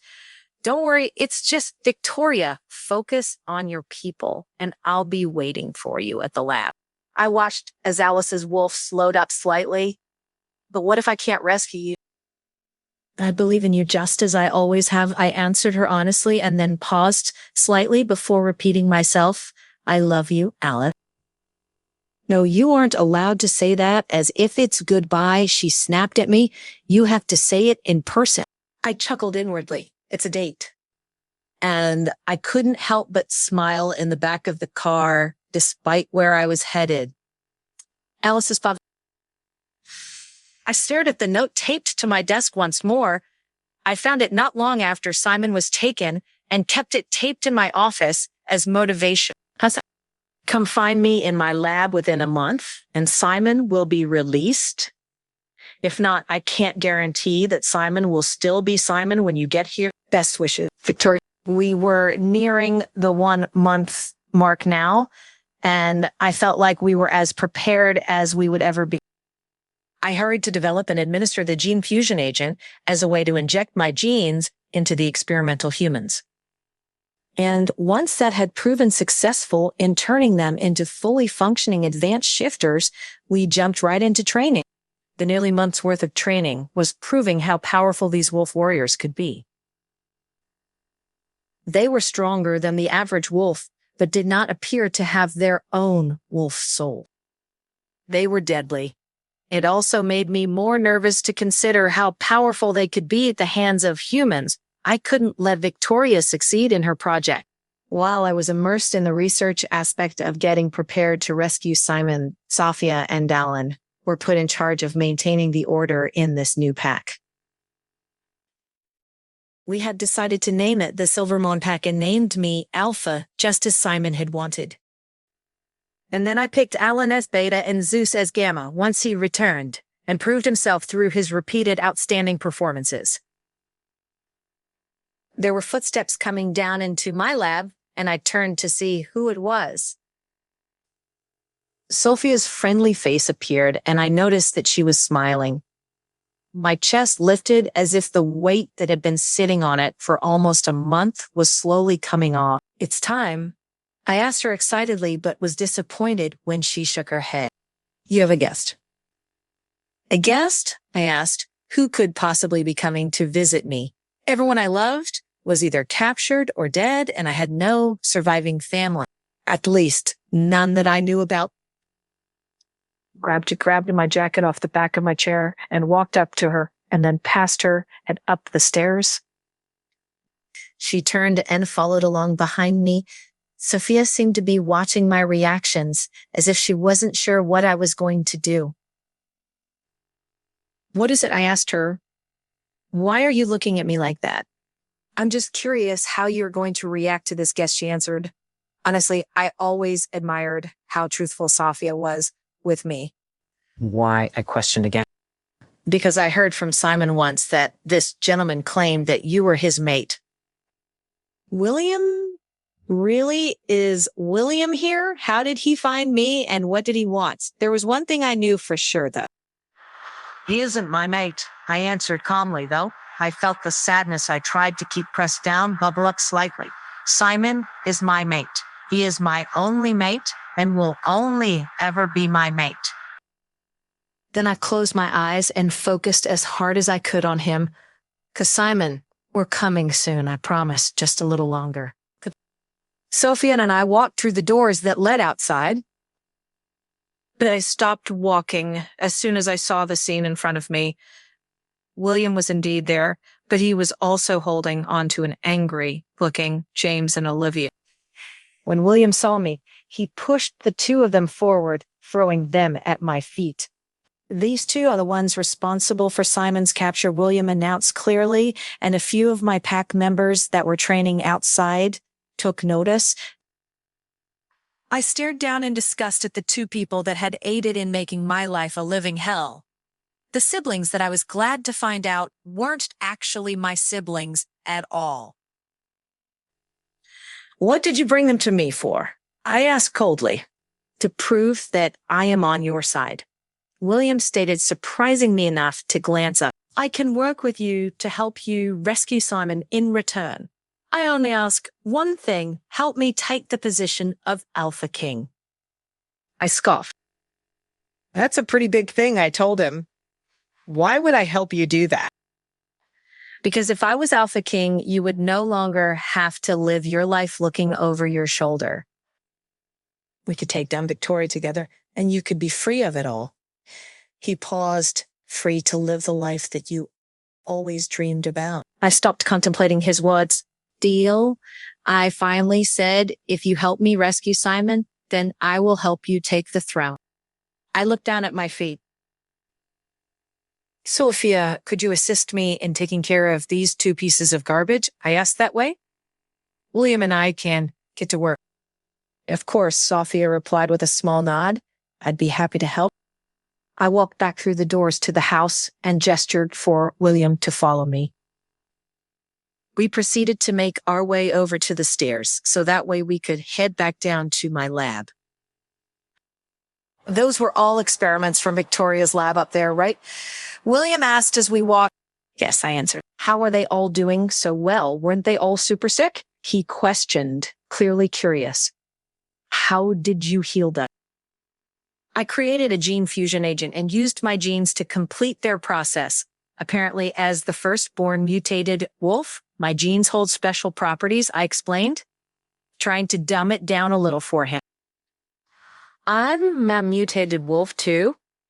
William spit out. I stopped on the stairs down to the lab and slowly turned to William. But his face was completely serious as he stared back down at me. It turns out that the Alpha King's uncle is my real father and that they created me in the lab, William said with a shrug, but I watched him keep his eyes on me, judging my reaction.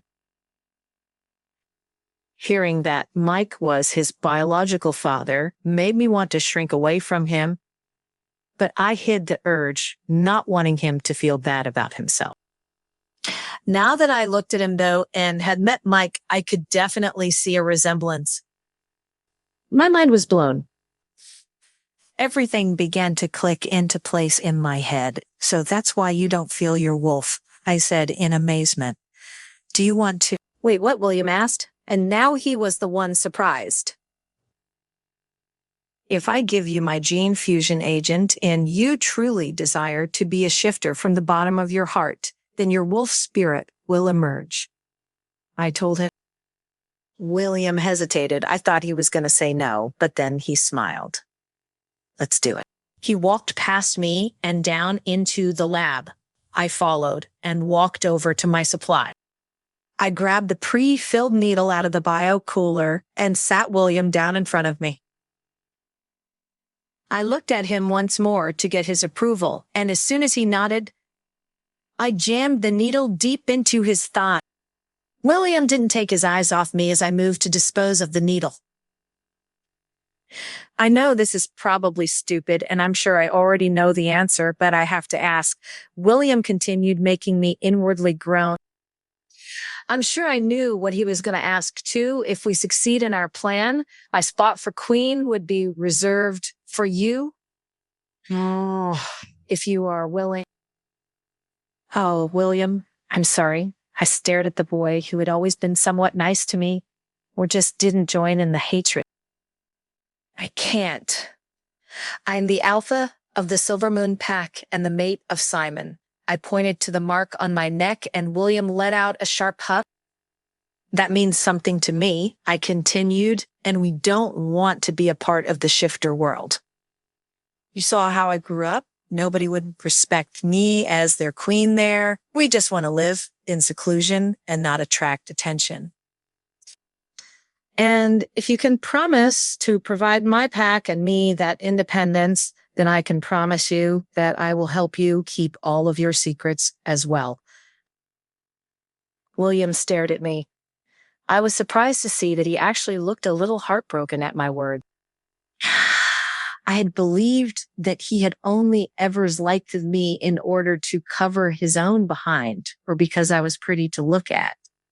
Either way, I knew that William's feelings were calculated, even if he didn't realize it himself. He didn't know me well enough to truly like me. He liked the idea of me. Simon is a lucky guy, he finally answered with a sigh. I smiled, but I was even luckier. Speaking of, I said with a flip of my hair, let's get down to business. It's time for a rescue plan. Chapter 48. Finding Alice's power. The first step of our plan was already underway. We were on our way into the palace with the cover of William to infiltrate and weaken the Alpha King. We had both agreed that the easiest way to take down the human lab was to install William as Alpha King. Then we could have the support of all the packs to find Simon and destroy the lab for good.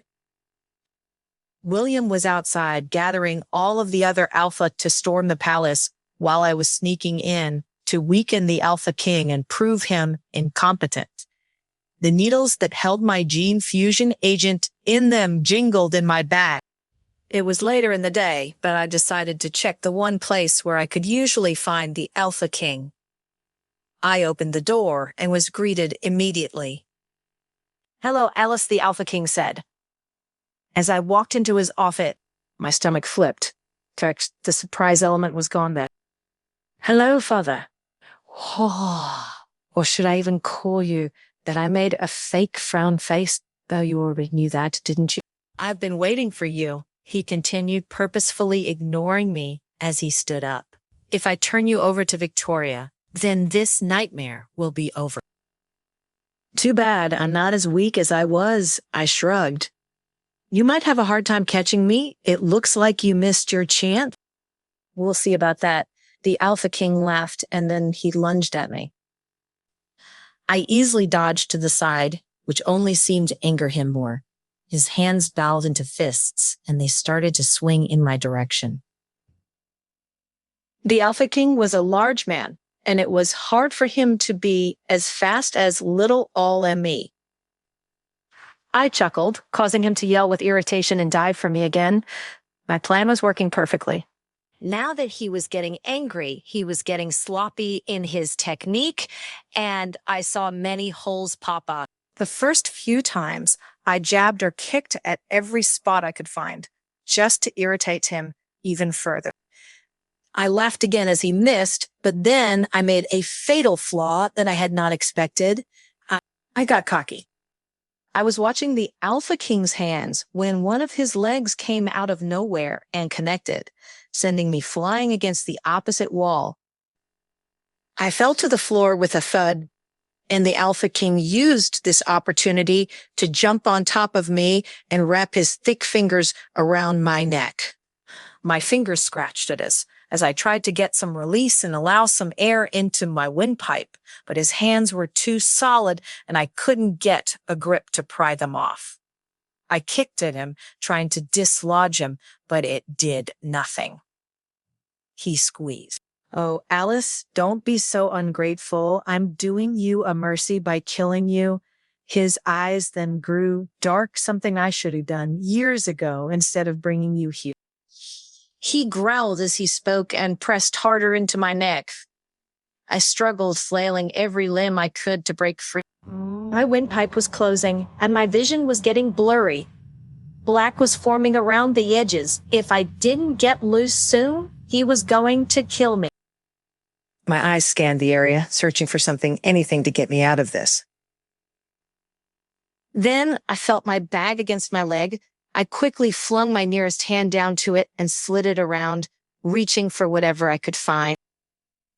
I was starting to see spots. I could hear my wolf whimpering, signaling to me that she was growing weaker. No, I wasn't going to lose her. Not again. Once my hand found what it was looking for, I ripped it out of the bag, smacked the cap off on the floor, and jammed the needle straight into his shoulder, pressing down on the plunger. The Alpha King repelled away from the pain of the needle and the uncertainty of what was inside, and I felt his hands leave my neck. I sucked in as much air as possible and rolled over, bracing my head against the floor as I fought the dizziness. I breathed in and out hard and looked over to see the Alpha King shaking. After a moment, the shaking stopped, and he stared at his hands in confusion and worry. "What is this?" he growled out, but I noticed that his voice didn't carry the normal weight. "What have you done to me?" I chuckled between breaths, my throat still feeling tight. "It's a gene fusion agent that I mixed with human genes." I told him, too breathless to think of anything witty. "I turned you into a human." "You didn't," he exclaimed, looking more horrified than ever. "That's impossible. There's no way that's true. If you don't believe me, you could ask James and Olivia." I grabbed the nearest chair and used it to help me stand up. I tested it on them first, and it worked just fine. They had no wolves and no strength. The Alpha King's mouth dropped open, and his eyes seemed to bulge. "Change me back right now," he yelled. Once again, it didn't even faze me. "Sorry, you don't have that alpha voice anymore, so you can't tell anybody what to do." I smiled wickedly. A large knocking sound echoed in the room, and I pretended to look startled. "Now, who could that be?" I asked in my innocent girl's voice. The Alpha King stood up and stumbled as he forced himself out of the door. He ran to the palace doors, probably expecting somebody had come to help him. But the opposite was true. The double doors opened, and I hid behind the hallway wall. William walked through, followed by an older woman and a bunch of other large male wolves, the alphas of the other pack. "My friends, you are all here." The Alpha King stumbled towards them, unaware that they weren't there to help him.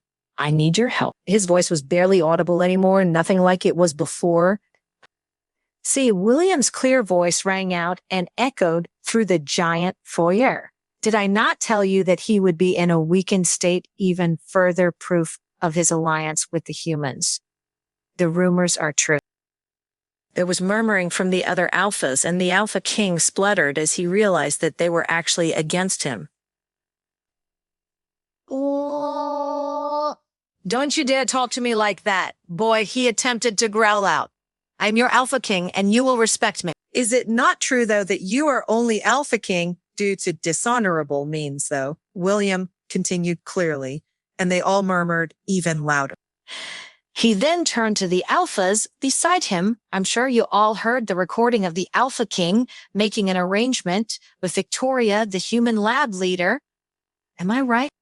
He made sure to emphasize the human, causing me to smirk clever. The Alpha King was speechless. He tried to reason with them, but the woman beside William only raised a disinterested hand. It's true. William is the true heir to the throne, she said in a clear tone similar to William. His true father is Mike, and I have known all along, but I hid it in order to survive. If the truth came out under your rule, I'd be killed instantly, but it isn't your rule anymore, is it? Your Majesty, you cast William aside and kept his origins a secret to claim the throne, didn't you? You betrayed us all. William walked up and stared at the Alpha King, who looked speechless. I am ready to take my rightful place as ruler of the shifter world now, cousin. I smiled, one plan down, one more to go. Everything was falling into place. With William as the new Alpha King, he gave orders to the packs to take on a fight against the human laboratory. All of the packs that had lost countless members to the mutated rogues responded in full. And the palace was beginning to fill with more and more wolves. I stood by Alan now, preparing all of the packs to get ready to head out and make the frontal attack. Alan, there's something I need to tell you. I began just in case something happens to me. I want you to know the truth. Alan looked at me in confusion and worry. What is it? When I was trapped in the lab, I discovered that Victoria had a secondary project to the one that creates shifters. She was also trying to control them. I said slowly, making sure he understood every word. You were the one that she tested on. I saw the file. You were controlled by Victoria to kill your mate.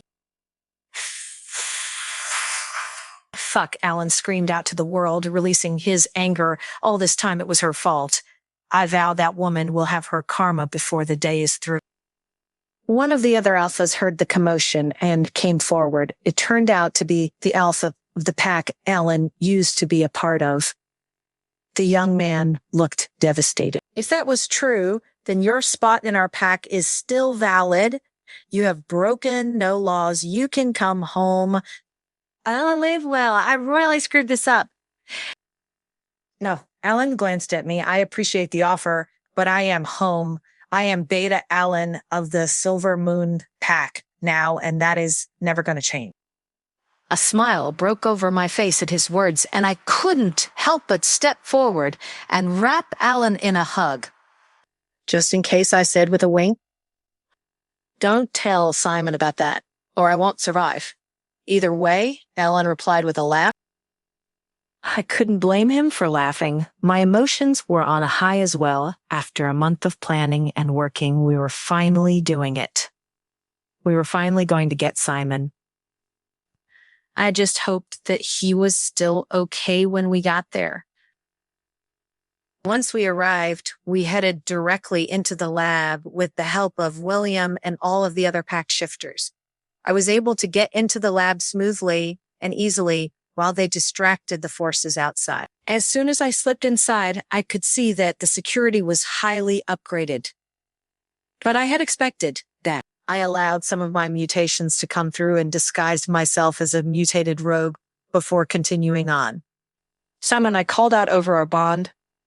There was no reply, so I continued to walk. Nobody so much as even looked at me as I walked by undetected. Simon, I called out again. Still no answer. I walked by the Hall of Cells and was happy to see that they were still empty. Wait, except Mike's was empty as well. I felt a pit at the bottom of my stomach. Simon, I called out a little more frantically this time. A tall, hi, there's the I could barely hear his voice, but it was there. It felt like he was fighting to talk. I'm here. I responded quickly via mind link. Where are you? Not sure his voice was getting clearer, but he still sounded exhausted. Used all my strength to kill Mike. Fa fell into a coma. Victoria moved my body. Killed Mike. Why did you kill Mike? I couldn't help but ask. Mike hurt you. He sounded angry even thinking about him. It made his voice even clearer. As your teacher and your mate, I couldn't let him get away with bullying you and continue to live in this world. I rolled my eyes in exasperation, but I needed to keep him talking. He had to stay awake so that I could find him. You bullied me before, I told him. Hell, you still bully me all the time. Yeah. I am the only one that is allowed to bully you, he said, not backing down. It is proper for a teacher to be harsh on his student because sometimes that is the only way you learn. I was just about to reply when I rounded a corner and came face to face with Victoria at the end of the short hall. She smiled as she recognized me. Of course, this disguise would not work on her. Alice, she called out softly, I was waiting for you. She was standing in front of a door at the end of the hall and seemed to be guarding it. Instead of waiting for my reply, she started to retreat.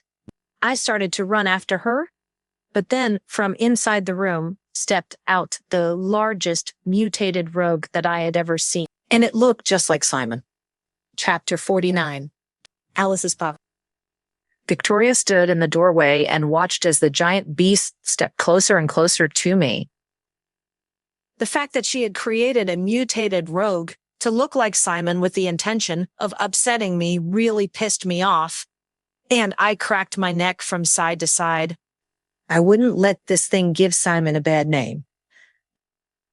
I jumped in, letting my claws extend even farther as I went to slash its throat. But unlike the other rogues, it moved quickly and evaded the attack, countering with one of its own. My eyes widened and I barely managed to avoid him by stepping back to reassess. This mutant seemed more cruel and delirious than I'd ever seen. He charged back at me before I could make a plan, and I stumbled back, staying on the defensive. I dodged and dodged, falling further and further behind. My breathing started to get more and more ragged. I couldn't find a single opening, and I didn't have time to think about going on the offensive. My wolf whined in my head. Were we going to make it out of this? Was I going to be able to save Simon? Victoria laughed from behind me. Her laugh distracted me, and the mutated wolf succeeded in knocking me to the ground. I lay there breathing hard as he walked up to me. You're not as strong as you thought, little girl, and Victoria taunted me. 'Cause Alice, listen to me. 'Cause Simon's voice suddenly came into my head. 'Cause you have to attack his right knee. It's weak, and it'll give you a chance to knock him over and finish the job. The mutant took a step forward when a commotion was heard from the side. I used the distraction to my advantage. I kicked my leg out hard, aiming right for the right kneecap. I heard the bone crunch as it snapped backward. The thing let out a roar of pain and dropped to the ground. I jumped on top of the creature and grabbed its head in my hands, slamming it down against the hard floor until it went unconscious. I looked up to see what the commotion was about and saw Ellen and Sophia attacking Victoria. She was trying to fight back, but there was no hope as a human. She wasn't even near as strong as her opponents. Victoria was badly injured already. How long had they been at it? She stopped for only a beat of a second and looked at the mutant at my feet. Her face went white, then she was off, fleeing past Ellen. However, she didn't make it far. Alan grabbed her forcefully by the arm and slammed her back on the ground. He hovered over her with a foot on her arm to hold her in place and looked at me with a smirk of triumph. I nodded at him in approval, then focused on Simon. "'Cause don't worry, Simon, I'm coming." And with that, I bolted for the door I knew Simon was behind. But the room was empty. There was no Simon. There was nothing. I spun back around to face Victoria. "What did you do with him?" "Yeah," I yelled at her, getting closer to where she lay on the floor. "Where is Simon?" Victoria began to laugh, which caused her to cough. I saw her hand covered in red when she pulled it away from her face. I didn't feel bad for her at all. "What's so funny?" I asked in a deadly quiet voice. "It was Simon that you just defeated." She smirked with her wicked smile. "After you destroyed my research, I was unable to make any more mutated shifters from human. So I chose to fall back on another project of mine, the one where I had developed shifter controlling medicine." Alan pressed his foot down on her arm, making her flinch. I stumbled back away from her. She was lying. There was no way that was Simon. He had told me how to defeat it. It had to be a lie. It had to be. I had not used it since the last experiment, but I decided that Simon was the perfect opportunity to experiment, especially since he killed Mike, therefore taking away any other shifters I had at my disposal. Despite her injuries, Victoria was taking pleasure in telling me her plan. She knew she was dying, and she wanted to see me suffer as much as possible before she did. After I gave the medicine to Simon, he had difficulty maintaining his sanity, and I didn't expect that he would actually hold out until you arrived. Victoria looked down the flight of stairs to where we could actually see the door. I have to admit that even I was somewhat impressed when I gave the order to kill you. He somehow managed to cling to his mind to send you instruction. I fell on my knees and pulled the unconscious mutated Simon close to me, hugging him against me. I stared at the face, trying to see past the mutations, and I could see it. I could see him. "Give me the antidote now." I spoke out slowly and calmly, not taking my eyes off Simon. When Victoria didn't instantly respond, Ellen stepped harder, causing her to cry out, "Here, here." She handed Ellen the little vial from inside her lab coat. "Take it." Sophia rushed forward and grabbed it, then brought it over to me on the floor. I twisted the cap of the needle off and was just about to inject it when I saw Victoria break free and dart from the corner of my eye. "Stop her." I screamed out as I watched her run into the room and smack a button on the wall, revealing a secret passage. But before Alan or Sophia could even react, Zeus, who already knew where the secret passage was, appeared in its doorway and blocked her path. He stepped forward and shoved her back down. As she fell, another syringe flew out of her pocket. Sophia stepped forward and grabbed it, bringing it over to me. Also, I grabbed the syringe and looked at the label, which read its true antidote, because I tusked and looked at Victoria with pure hatred. "You never learn, do you?" I asked. "You gave me a fake antidote. I'm going to kill her." Alan growled out, stepping toward Victoria again. She shrank away from the oncoming Alan because she kept her attention on me. "I could say the same for you," she sneered. "Why are you so reluctant to stay and be a god among humans, creating your own species, your own kingdom?" "I do not need to explain my reasons to a clinically insane person," I sneered back. Victoria's eyes glazed slightly, and I realized that the blood that she had lost was getting to her. She was dying. "Elizabeth? Huh? Elizabeth, why am I inferior to you?" Victoria's words began to stumble. She wasn't making sense. Why was she saying my mother's name? Flashback. Victoria's puzzled. "Damn it. I yelled at the beautiful young girl next to me. Why do you always have to beat me at everything?" Elizabeth smiled at me with a shrug. "It's just checkers, Victoria. There is no reason to get so upset. Of course she has to be the perfect, kind, And nice one, too. So annoying. Except I knew her secret that nobody had figured out yet. So how is the project going? I asked, pretending to be nice. Are you getting enough research? I see that you spend a lot of time with a certain experiment in general. Elizabeth's cheeks blushed and I wanted to roll my eyes. I didn't understand women's needs for men. I could do everything I wanted just fine on my own without somebody standing back to critique me. Love makes you weak. My parents had taught me that. It's going well, she said, but I could hear the hesitation in her voice. Oh, no, we are not going through this again. I stood up so I would be taller than her. This project is for the future of mankind. We are doing God's work. No backing out from God's work. Elizabeth shifted back and forth on her legs. I don't know. It just doesn't feel right. Victoria, Elizabeth continued, I was walking by one of the cells last night and overheard some of the people talking, and I don't think they asked to be here. And some of the people have died. I don't know how I can deal with that. It was easier when I was only behind the science of it. But now that I see it in person, I just think it's wrong. That's your problem, Elizabeth. I sighed. You can't think of them as people. They are experiments. And even if the experiments do expire, they further our research toward a better world. I've told you 1,000,000 times if it was wrong, I wouldn't be here either. Elizabeth still looked unsure. It had never been this hard to convince her and get her out of her head before. Maybe she was more infatuated with that experiment than I had realized. But I don't see them as experiments. They are people, she exclaimed passionately. And most of them started as ordinary humans, just like us. Doesn't that bother you? You say, we are doing God's work, but to God, all life is precious. And in our own way, we are taking those lives. I just don't think I can do it anymore. What do you mean? I asked slowly. Elizabeth straightened up and looked more confident than I ever saw her before.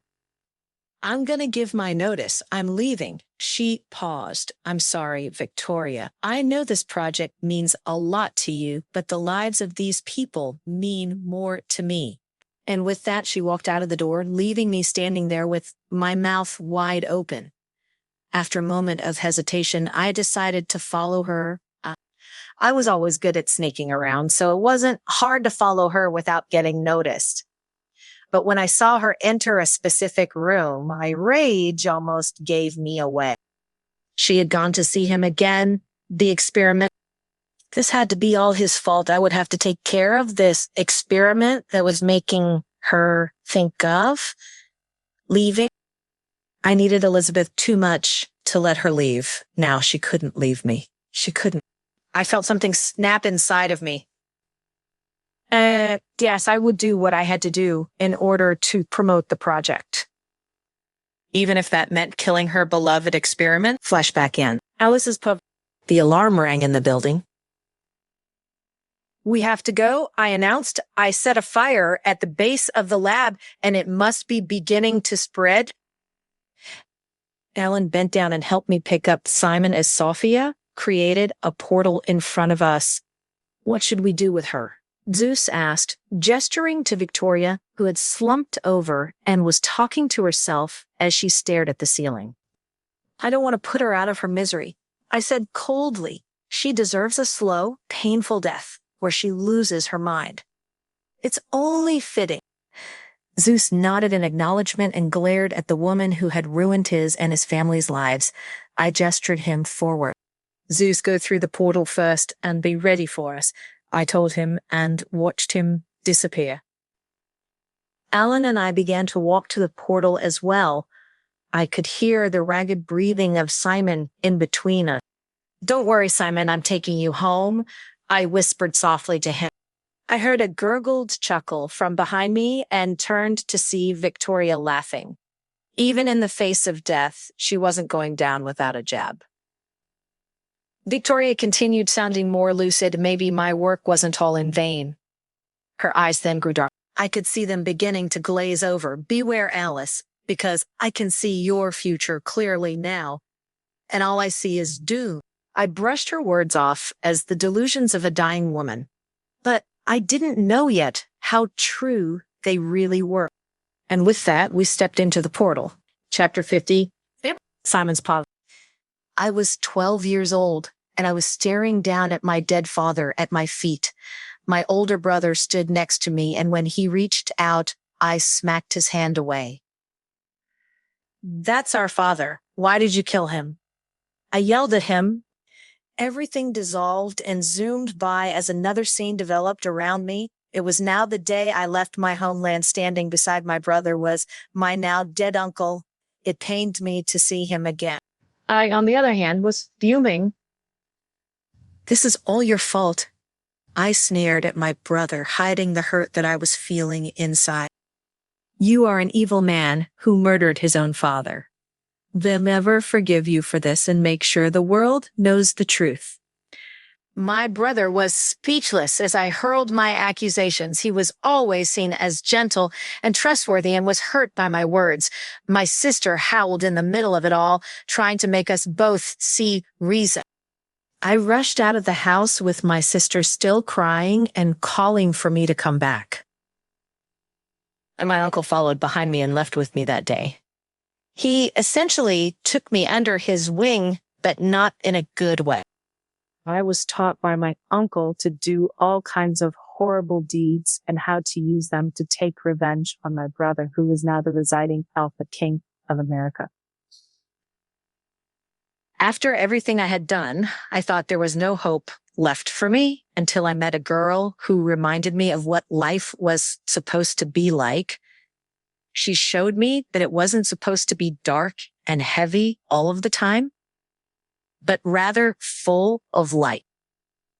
And that light continued to grow in front of my eyes. Little by little, my life began to have more to it than anger and regret. And it was all because of her. Then as her light grew, another scene appeared in front of me. My brother's wedding. The kind girl was getting married to my brother, and she became my brother's Luna. At that time, I had finally seen the light in more ways than one. The realization hit me that my father was evil and that my brother had to kill him in order to protect my sister and me from his toxic influence. Much like I was under the toxic influence of my uncle, and in some ways still was. However, realizing that was not enough to encourage me to mend the bridges. I had been away from them for too long to simply return to their warmth. I also didn't deserve it. Finally, one more scene appeared. It was of my brother's sister, in-law, sister, and nephew, who all sat together and talked and laughed. And I stood alone in the dark. Yet through it all, I suddenly heard somebody calling to me. The voice sounded so familiar, but I just couldn't place it. However, hearing the voice made me happier than any of the memories I had just experienced.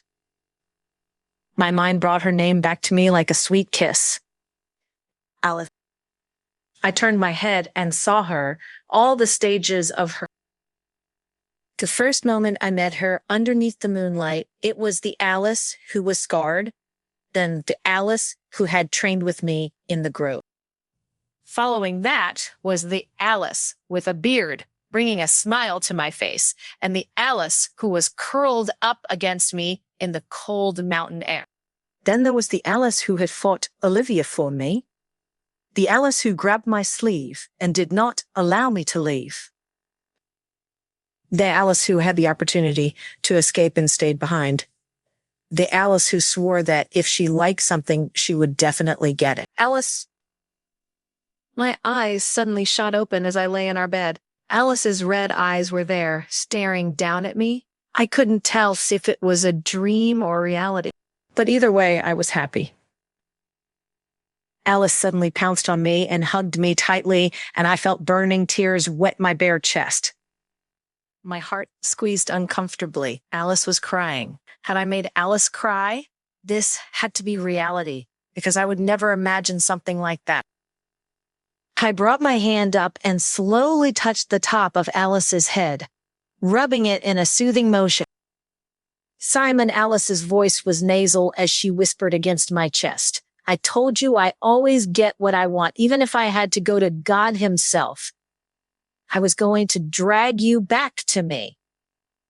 I grabbed her head with both hands and slowly lifted it until her lips met mine, and then I kissed her hard. I tried to croak out words, but it didn't work. My throat felt like it hadn't been used in a while. I cleared my voice and tried again.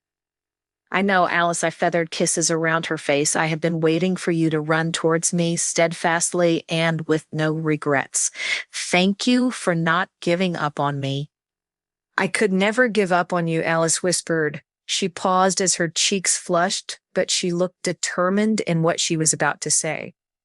I love you, Simon.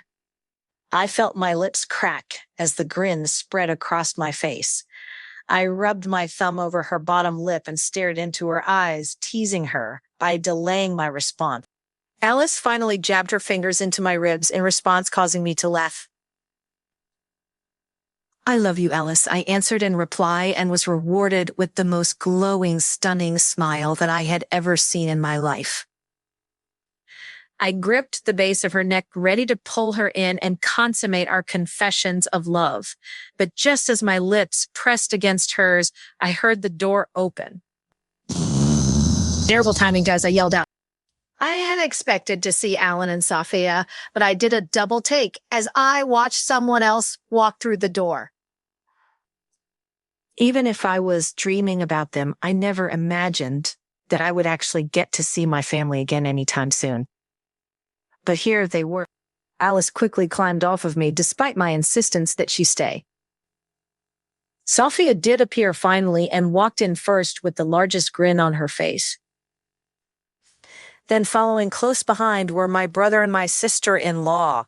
Behind them was my now much older little nephew and what must be a baby sibling in his hand. My mouth was hung open. Brother, what are you doing here? I asked in surprise. We came to help you, of course, brother, he replied with a warm smile. With that, he walked up to grab my hand. I looked at Alice in confusion. I'm sorry, but you will all have to explain it to me. I smiled in embarrassment. I'm afraid the last thing I remember is telling you how to defeat me. Alice. My eyes met my sister-in-law's for the first time, and I was excited to feel nothing. When I looked at her, no pain, no longing, no regret, no love. Alice alone held my heart now, and that felt amazing. That was months ago. Simon, a lot has happened. Alice turned and grinned at my brother, nodding at him in acknowledgement. My brother grabbed the little baby from my nephew and handed it softly to me. Now that they were up close, I could see that it was a little baby girl, and she was absolutely beautiful. First and foremost, this is your daughter, my brother said with a genuine smile. I nearly dropped the baby. Daughter, asked in confusion, staring between all of them. Then my eyes fell back to the beautiful girl in my hands. Daughter, I recommend you start at the beginning before you make the poor guy go back into a coma, Sophia added from a few feet back. Yes, of course. Alice seemed to ponder for a moment. We defeated Victoria and destroyed the lab. But when we got you back home, we weren't able to wake you. We had given you the antidote for the experiment that Victoria performed on you, and you had returned to normal, but you still weren't waking up. I tried my hardest to help you, but I realized that you had lost too much blood and your body wasn't operating correctly. Sophia chimed in. So I left to go back to find your brother so that way he could possibly help or at least be informed of the situation and be here for you. My brother squeezed my hand in support. But not long after Sophia left, I realized that I was pregnant. Alice finished, her cheeks flushing in embarrassment. So I figured that the baby would have your blood type as well. We have been giving you weekly treatments of her blood in order to build up your own supply. And then your brother made it in and was able to donate a much larger amount, which must be why you finally woke up. I looked at Alice, my strong Alice. You did that all by yourself. I asked in concern. I should have been there for you. I'm so sorry. You must have been so scared. Alice proceeded to climb onto my bed and cuddle into my side, staring at the bundle of joy still resting peacefully in my arm. She was worth it. You're worth it, Alice answered softly. I bent over to kiss the top of her head. I stared down at the two of my girls in my arms and my family standing around my bed, and I felt so at peace. With the lab destroyed, there was nothing else overlooking our shoulder. What about the Alpha King? I suddenly asked, realizing that she hadn't said anything about that. The Alpha King was dealt with, Alice answered with an evil grin. There was my wicked monster. William is actually the new Alpha King, and him getting that spot was what allowed me to so easily rescue you. Hearing that it was William that helped her didn't make me feel great, but it still made me feel better knowing that she had some help after all. I'll have to thank him sometime, I said with a soft smile, and I meant it. Speaking of Alpha Kings, my brother added, I just want to remind you that you always have a space in our palace and that we miss you. We would be happy if you guys would come home with us. I felt Alice stiffen slightly underneath me. I knew she wasn't totally comfortable with living in the shifter world, but she had nothing to worry about. I turned my gaze to my brother and then looked down at my beautiful daughter. I'm sorry, brother, but I already found my home, I replied, feeling a smile appear on my lips. For the first time in a long time, I was home. Alice softly kissed the side of my cheek, and the feeling only grew stronger. I heard a coo from my chest and looked down to see my daughter staring right at me, and I was taken aback by her mother's eyes. I smiled at her and watched as she attempted to smile back, and I knew that in that minute, no matter what was coming our way, we would face it together. Because now that I had a family, nothing would be able to take it away. This part has ended. Thank you for listening. If you would like to continue listening to the next part, please let me know by leaving a comment.